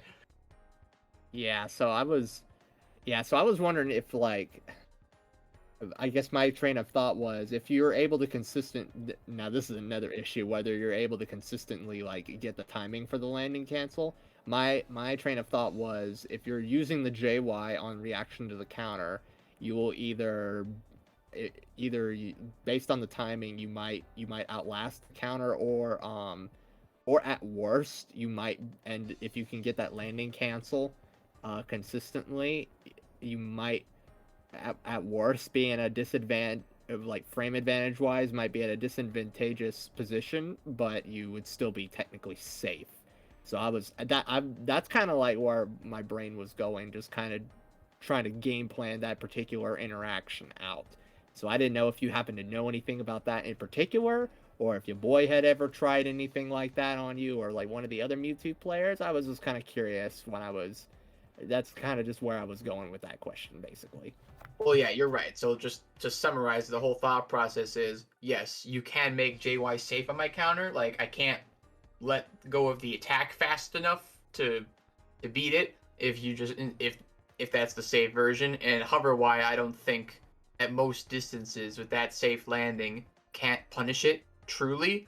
But again, there's a mix up involved there, and it is swayed in my favor. You either, because again, if I'm getting the Kara grabs consistently, and I'm going for a Kara grab or a hover Y, like you're not going to be able to react to it. So it's just a matter of, are you going to press a button expecting hover, or are you going to press a button expecting Kara grab, or are you going to hold block expecting me to either let the counter go or go for hover Y? Right. Okay, that was just kind of my train of thought there. Just yeah, I'm glad you kind of filled us in on that. It would still, it wouldn't be by any stretch of the imagination be an ideal situation, but yeah, that's kind of something interesting to think about. I wonder if like I might have to boot up my game myself and kind of just lab that out to see. Well, first I would have to recreate that kind of like car grab timing. I've never touched Scizor in my life, so I might have to try and like just like try to recreate that in the replay or something to see if that would work. That's kind of just something interesting to think about. Another question I had with regards to just the matchup in general. CA, since we've been talking about Scizor CA so much because it plays such a big role in the matchup, whether it was you a lot of times in field kind of charging the CA at max, kind of like around max range and kind of gradually building up that chip damage or building up the shield damage and kind of forcing your boy to kind of be in a situation where he has to make a decision, or if he's just in neutral where he has to play around the CA. I know at least from what I've seen in recent posts from some of the or in the most recent like matchup charts that have been put out by like the other Mewtwo players on the matchup. I believe Mutator originally, I believe that matchup was considered to be in Mewtwo's favor initially, like at the start of DX, but that matchup is because of that CA and because of how much you've been able to really capitalize on the strengths of Scizor and like prove that to everyone. That matchup has moved like towards even last I saw on the last matchup chart, and I'm kind of beginning to wonder, because CA is such a problem for like short of maybe a support assistance, like just working with Mewtwo's basic kit, it's pretty hard to play around. So I was wondering if you would agree with that assessment that the matchup is still even, or if because of the issues that CA presents for Mewtwo in the matchup, if that might be more in favor, a matchup maybe might be at least slightly in favor of Scizor. I'd have to look. I have it somewhere of my last matchup chart. I think I had regular Mewtwo sitting right on the cusp of being in my favor, but it was still technically considered even, because I honestly don't even think CA is Mewtwo's biggest problem. I think Mewtwo's biggest problem is how easy it is to lock down Mewtwo in field phase. Honestly, dual phase, I feel like Mewtwo can at least attempt to handle himself, but in field phase, at least right now from what I see, unless there's some kind of counterplay that gets found out about it, it's just that Staples paired with Swords locks down Mewtwo super hard, because his jump options in field phase are honestly not that good against me, because JX I can just react to with CA out of a Sword Throw. Focus Blast, I just either dip under him or dip back, and it just completely whiffs. Or, what is it, his JY? His JY is good for poking, but because my CA is so good, and I can hover dash through those icicles and just in general, like, his air options don't pose much of any sort of offensive threat, so the second he jumps, he basically has to guess as to... It's a guess in my favor as to when he'll land, and if I catch him and put him in a bad spot in dual phase, then that's really bad for him. So, because field phase can be such a uphill battle for Mewtwo. That's what would make me potentially agree that it is slightly in Scissor's favor. But I do think Dual Phase is a more fair fight for Mewtwo because again, this is going into more offensive, risk-taking stuff, but Mewtwo does have one of the best grab ranges and best overall damaging grabs in the game. And it gives him great field positioning if he lands it. So, if I am overzealous with CAs in neutral, which against Mewtwo I typically don't want to do it as much because that is a possibility, but also the stuffing potential that you were talking about earlier. And but in field, I don't feel threatened by Mewtwo approaching me too much at all. Like unless they get a really good barrier call out, there isn't too much they can do. Or maybe like forward wide to sweep up my staples and hit me in the process. That could also happen. But again, those options are a lot more telegraphed or a lot more risky for the Mewtwo themselves. So like Mewtwo's have to commit a hell of a lot more in field phase than I have to. And because that every fight starts in field phase, they have to start in that uphill battle. And like even if they technically win the phase, I can at the very least guarantee that field phase they'll take a crap ton of chip because with swords, again, they don't want to jump it because their jump options against me aren't good. But if they CA it and they're too close to me, I can just hover dash in for a free grab. And then that gets me better positioning in dual phase. So yeah, that would be the main reason why I would think the matchup is slightly in Scissor's favor now, but I don't know. I'm pretty sure my last matchup chart I had him right on the verge of it. Maybe it could be argued that it is slightly in Scissor's favor, but I have to think about it some more. But that would be my reasoning as to why it would be in my favor. Not really because of CA entirely, but because field phase more so is a big uphill battle for Mewtwo. That makes sense. One of the things that I noticed a lot in y'all's sets was just how much mileage you were able to get out of the swords in field phase. You managed swords really well in general, like in some of the recent matches that I've seen you use it, like whether it's kind of mixing up your approach or like judging what your opponent is going to do at certain spacings, whether they'll like try to C it into like a bullet punch, or if they try to jump it, and if they jump it and you aren't able to catch the landing with a bullet punch, you'll like back up a little further and they throw another one, and if they try to jump it again, then you catch them with a bullet punch that time, like you did against Kohler a week or two ago. Swords in general, like I mean, I've been going on about counterattack, but swords is also a real threat in Scissor's arsenal. So that's a good point that you bring up there, especially combined with staples, like being able to kind of lock down your boy particularly when he was in the corner, and you had like the staples out, and like he was waiting for the staples to kind of go away before he could walk forward, but at times he would try to take some space back, and he would like clip him with another staples and get the hit confirm into the metal claw, or when at one point he started kind of or like towards the end of the set, he would sit in the corner not really sure what to do about the staples because of what you described with that lockdown situation. So you went and closed out the set by just dashing up and grabbing him. So yeah, that is a good point there, and I didn't think about that. And just Scizor, the swords, the staples, just field in general is a big factor in that matchup. You know what's crazy too about those swords is that that used to be his absolute worst move, or one of his worst moves, because before they had to buff it, didn't they? Because before that certain patch, I don't remember exactly what the number of it was, but there was a time where Scizor could not dash cancel the swords, and it was the worst projectile ever. Like, it was an extremely telegraphed, here's a 30-some frame projectile with counter properties. Oh, whoop-de-doo, it has counter properties, but you can't combo, can't get anything off it. It's extremely telegraphed. It's a mid-low, so you can jump it easily from mid-screen.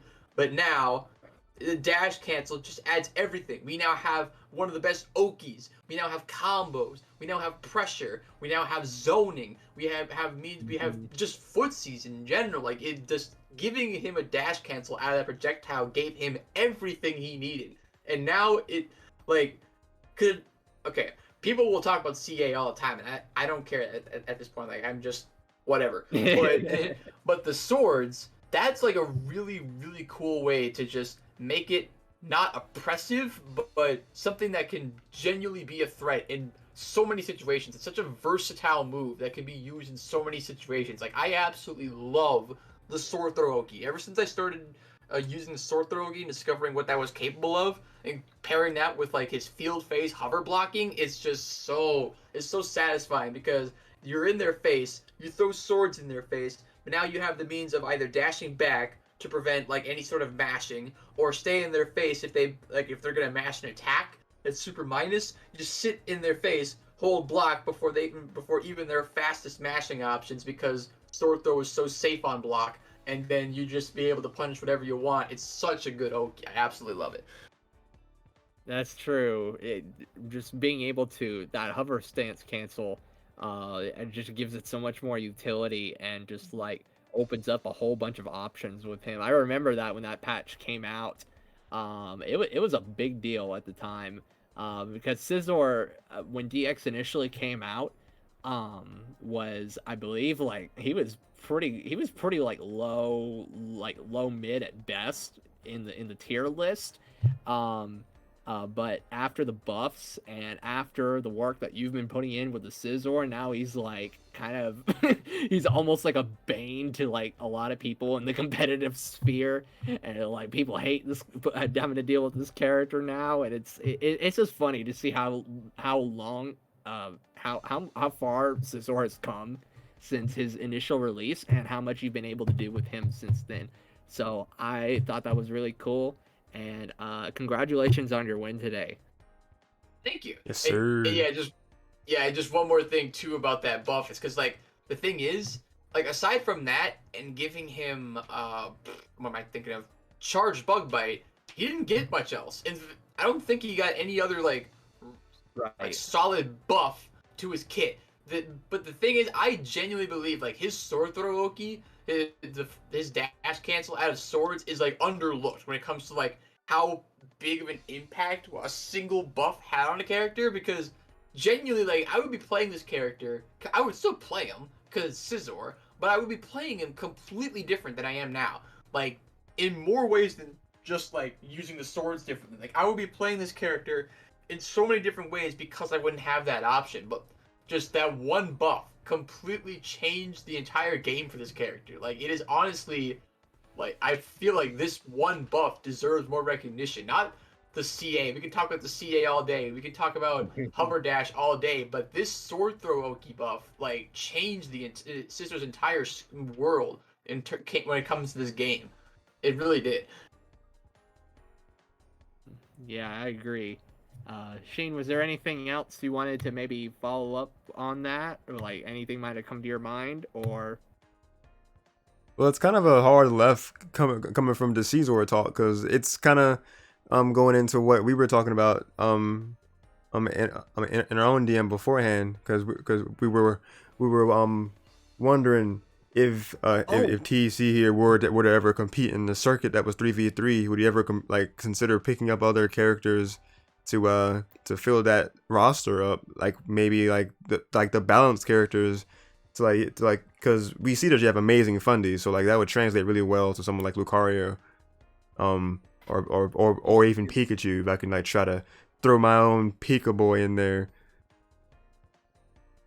So I so was when it curious on comes to how you thought about that. 3v3, yeah, Hmm. so I've talked about this a few times. Now, would I really give my all to 3v3? I genuinely don't think so because I played this game because Scissor's in it. Not and Pokken is fun. Like I love the characters that are in this game and how they're animated. I'm not saying I don't like any other character, but the thing is, I got this far because I was playing my favorite character and because I saw what I could do fairly early on. Like even like obviously I wasn't like I was an instant pro the second I started playing this game because I have no fighting game experience beyond this, and I don't even really Oh wow. consider Smash Brothers fighting game experience at this point. So I'm just like, I have zero fighting game experience coming into this, but I played a character I really liked, and I saw what I could do against some players, and I'm just like, okay, let's go from there.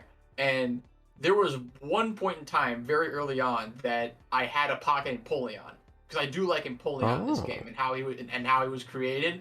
And Hmm. so I did play Empoleon casually for a while, but I have never brought any other character but Scizor to tournaments. Never. So in terms of overall knowledge of other characters, I obviously don't have that. Now, I was just doing this on stream just for a little while. I was thinking about now I have a very slight grasp on Empoleon and what he should do. Like I have some sort of basic understanding of it, but I don't have anything for a third character. So I was looking around, and I would think that at least for right now, my team would be Scizor, Empoleon, and probably Charizard or Blaziken. Those are my two options for a Ooh. third character. Because Blaziken is because for like the week that I played Wii U version, I played Blaziken the entire time, but I didn't play Wii U for very long at all. For whatever reason, I tell everybody this. I don't remember why I didn't play the Wii U version of Pokken that much, like because it was still a fun game, but maybe something else came out at that time. I genuinely don't remember, but then I thought of Charizard because just overall, like if I'm not thinking of my own character and I'm thinking what other characters are super hyped to play, what other characters do I like to see be played, I genuinely do like Charizard in this game. I don't even really care for the Pokemon Charizard in general, but when it comes to the Charizard play I've seen in Pokken from other players like Fanny and Raikou, I love watching Charizard. So I wanted to try and maybe make a Charizard of my own, but again, I don't think it would ever get to be anything super serious. I've said from the very beginning I'm probably never going to take 3v3 too seriously, but if I were to try, at least give it my best grade effort, I probably would do, Scizor and Polion, leaning towards Charizard because Blaziken is cool, but I feel like Blaziken is just way too basic for my tastes. Even though dishing out stupid damage is fun, I'd rather do it like Yeah. I'd rather do it in the style of Charizard, where it's like he's like this really cool whiff punish grappler, where he's not just like all about getting in your face, mixing you up with jab, grab, all that stuff. He has the glide where you can like pivot in and out of certain attacks, and then do like his J6Y to whiff punish stuff, or go for seismic tosses, and then use that as a means to start mixing up with things like JX or what is it? Just like fully charged CAs in your face. It should keep up pressure on block. It's just there's a lot of cool things to think about when it comes to Charizard strats. Definitely not one of the better characters in the game by any stretch, but in a team, I think it would be really cool to kind of combine that with what I have with Scizor and Empoleon already. He's also got a little bit Charizard with his optimals. He's also got some tight execution, kind of similar to what you have with like the hover stance I was thinking cancels with about hover Scizor. stances, yeah. Yeah, dealing with like characters that have their own unique stances. I don't know, like, because I have no prior fighting game experience, and Pokken is really the only game I've become like a pro at. I don't know what my overall fighting game feel is. I do want to play a couple other fighting games sooner rather than later, but assuming just like going off of what I have right now, which is Scizor, maybe it's because I like dealing with unique stances like that. So Charizard's flying stances would be really cool to try and perform the better combos with that stuff. Well, since you mentioned fighting games, in particular, like playing other fighting games, are there any titles that you're kind of have your eye on, or just like ones you're considering? I will 100% play DNF Duel when that comes out. I played the beta and I loved it. I want to play DNF Duel when that comes out. That was super fun. But other Ooh, than okay. that, I want to try Guilty Gear too. I've seen Guilty Gear so much now, and I really do like the style of it. But I've just never taken the more anime fighters into any kind of consideration because I I just never started with that. And I did try DBFZ for a while, but I just don't think that the tag team stuff is for me. Like dealing with 3 characters at once and juggling between them. I don't know if that's for me or not, but yeah, I could definitely try out Guilty Gear where it's more 1v1 orientated and can focus on the character at hand. But yeah, Guilty Gear would be the number 2, but definitely like at least very close to day 1. I want to play DNF Duel when that comes out. I think it's still slated for summer, so when it comes out, I want to play it. Yeah, it That's looks like a pretty cool. June 28th release. Something like that. I was Yeah, I was doing a what I Google saw. search. Mm-hmm. Yeah, definitely. Yeah, late June. That'll be fun when that comes out. Might have to check that out actually. Is there anything else you wanted to add, Sheen? I don't know that I have any other particular questions coming to mind. I don't really have anything else. I was just here chilling, just absorbing everything that y'all were going into, like huge in depth about the different interactions of all the different Y's and X's. Just how like how you can actually go about challenging Caesar, or if it was possible at all to. I would just I was just seeing if I could. Well, first of all, just know the notation, because because sometimes here and there, like, man, what move were they talking about again? But no, yeah, No, I well, I'm like that too because I only play Scizor, and I just literally had to remind myself of half of Charizard's moves when I went into his action dojo. I'm like I mhm. know his each and every individual move that he has. It's just I don't know which command is which for some of them. So I'm like, oh yeah, that's what the belly bump is, or that's what his uh regular JY is. So I'm like, yeah, there were a few that I had to remind myself of what the notations were, but yeah, that's just with Mhm. anybody because I'm gonna be a solo main until I die. So yeah, sometimes Let's I just have to go. remind myself of those things. The tried and true elitist of being solo Caesar. Love to see it. For sure. You will never convince me otherwise. Like, if you see me playing something other than Scissor, I give you full permission to smack me. Tell me, just stop. What are you doing, TC? You gotta be loyal to the bug boy. Always will be. All right. Yeah, you love it. You love it. But I believe that is the end of Aberration's questions that you had. I think that's pretty much all I got. All right, great. So yeah, we thank you for your time, TC, and once again, congrats on winning RTG number 39. I'm only a couple more brackets away from end of the road number 4. You think you're gonna be attending that one? Oh yeah. Isn't that? Don't you do that every 10? Isn't that next?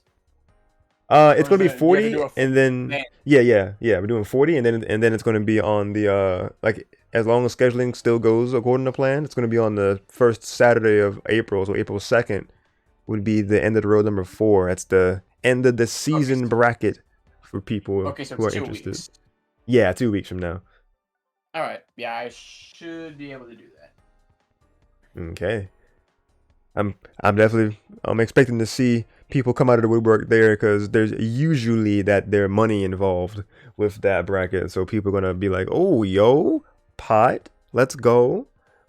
Oh yeah. Prize pool. For sure. For sure. And then the incentive of top 8 being streamed instead of just top 3. So people wanna, if people are curious about seeing more coverage of Pokken, then yeah, end of the road number 4 will be April 2nd, 7 p.m. Yeah, 7 p.m. Eastern time, and then the stream would probably go up probably a little bit sooner, considering it would be top 8, but because it's probably would be a little bit bigger of a crowd from the usual teens, probably like 20s, maybe even 30s, but probably realistically 20s, I would say.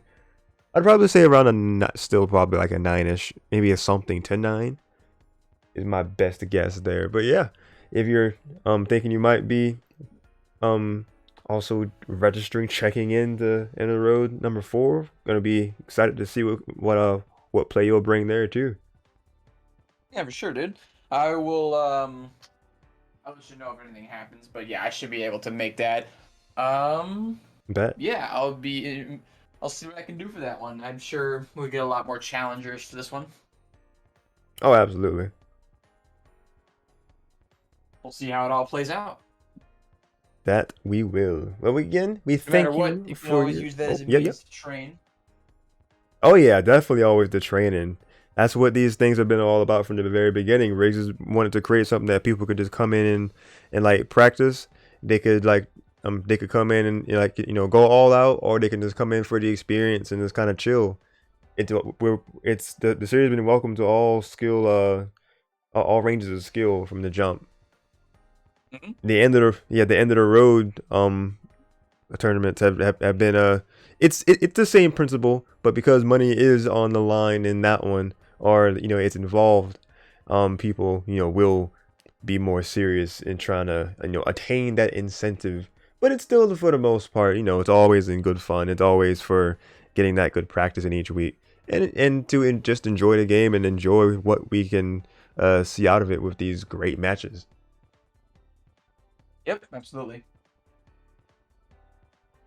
But if there is nothing else, I do believe that would be this interview's time. So we thank you again for your time to answer our questions.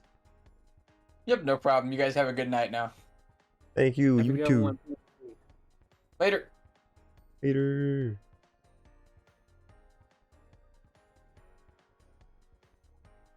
Alrighty. Is And there anything then else you wanted to add before we wrap up here, Shane? nothing in particular, really. Just another thank you for helping out with commentary. You really came through with giving like good breakdowns and more of an understanding on a technical level of the game than I've been able to Thank fill you. in for the fine viewers here. So yeah, we appreciate that. I'm trying my best. I wanna kind of set myself up to where I can um, give uh, give contribute some analytical content when I get the chance.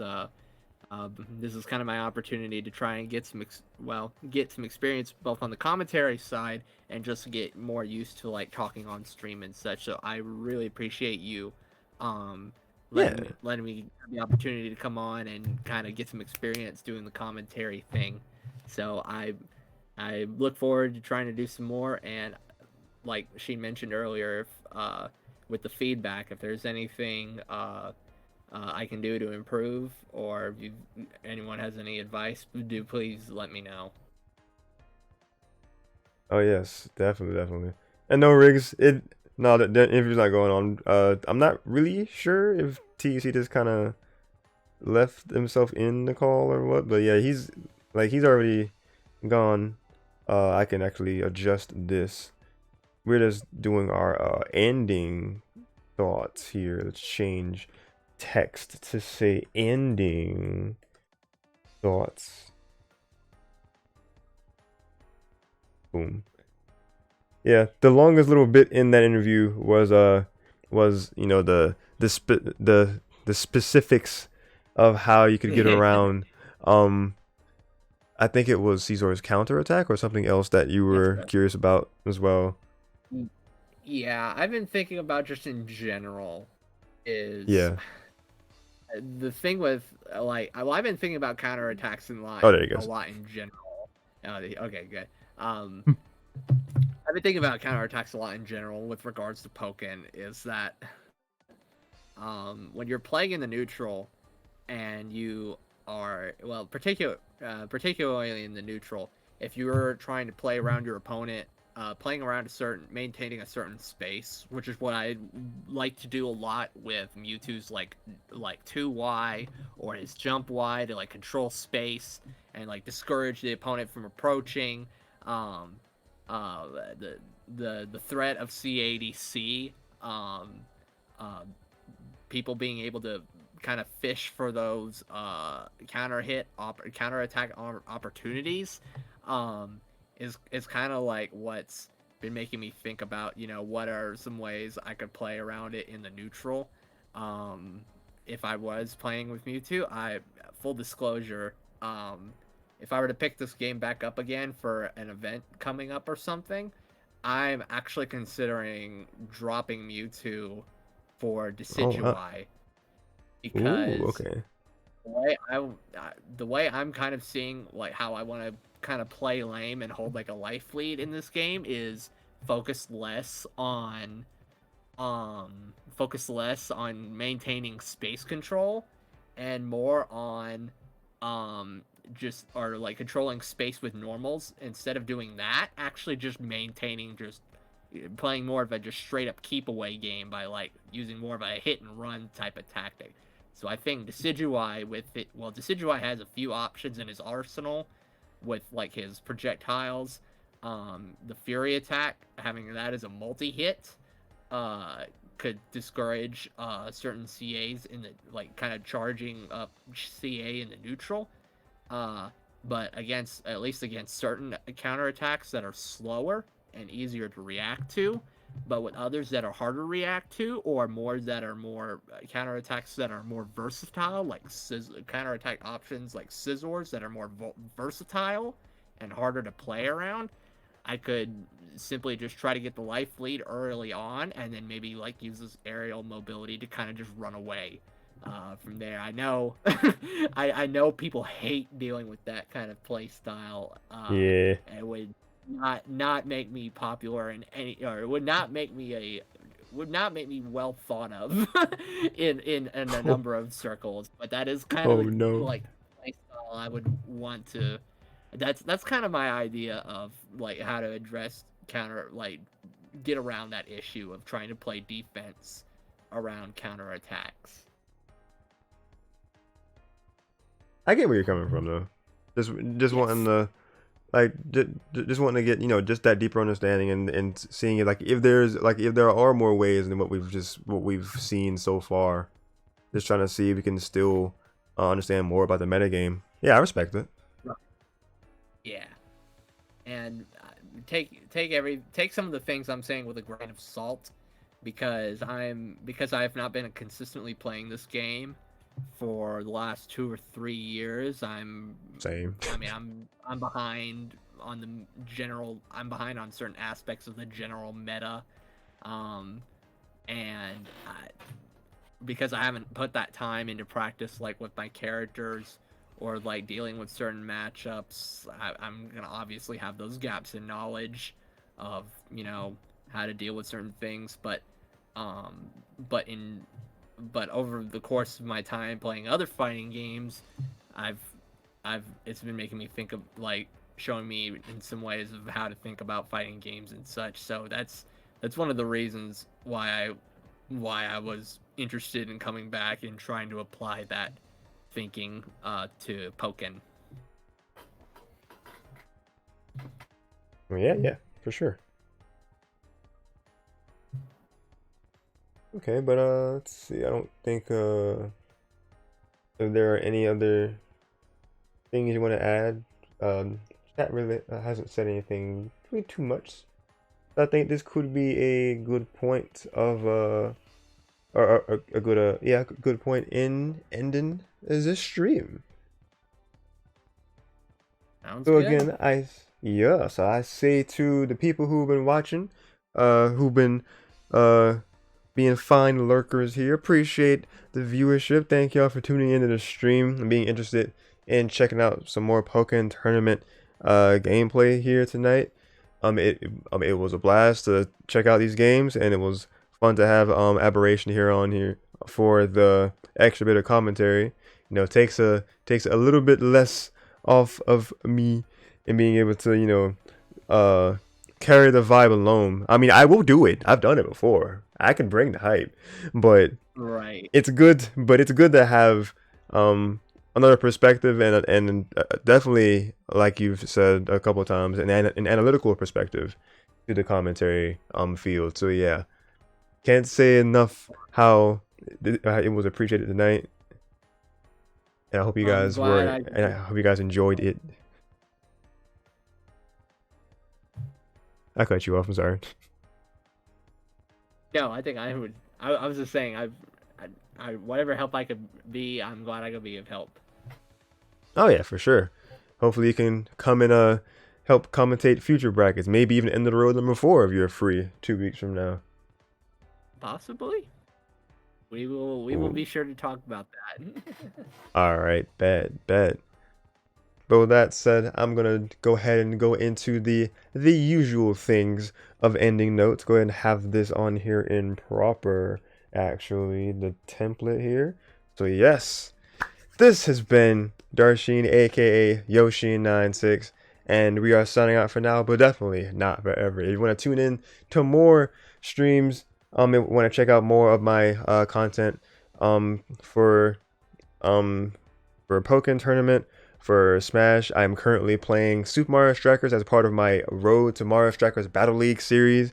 Last night we managed to beat the Mushroom Cup on Legend mode, and we were very close to Flower Cup, but jank ensued, and did not quite get that time. So next week, Friday, around the 8 p.m. Eastern time, we're playing some more Strikers. And my other series at the moment, I am also playing Pokemon Legends Arceus, and we are also playing Pokemon Mystery Dungeon Rescue Team DX. So if you're interested in any of those series, and definitely stick around to the channel. Follow me if you want to be notified the minute I go live next with any of this content. Again, Pokken with Road to Greatness is usually every Saturday at 7 p.m. Eastern Time for Road to Greatness. And as we mentioned in the road number 4, the bigger prize having tourney on April 2nd. So mark that day on the calendar if you're interested in either participating or watching. And if you were wanting to participate, that would be the Discord server for you to join, to be part of the community and flare yourselves accordingly with the Pokken and North America roles. Well, the Pokken role, and then you would confirm if you're North America, and then we do that for you, and then you will be eligible to compete in RTG and End of the Road whenever those brackets are on the horizon. So that is everything, except for also my other socials on my profile as well, like I have on this I have on this overlay. YouTube and Twitter are things if you would like to check me out on those platforms as well. And Facebook is where I've archived my other streams back from my Facebook days if you're curious about that era of my career, question mark. But yes, that is it. Thank y'all again so much for watching. Stay tuned for more. Thanks again to Aberration for being here. And I think I might maybe you can raid somebody who's alive. Let's see. Twitch. Home page. That's not the home page. Let's see here.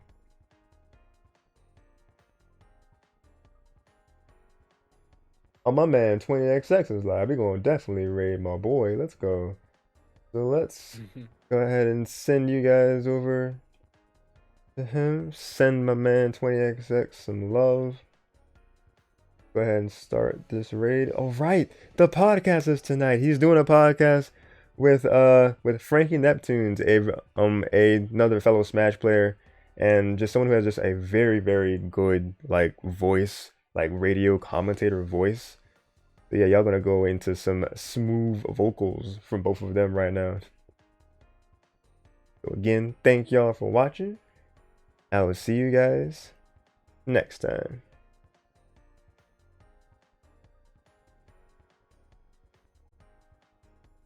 And hit the stop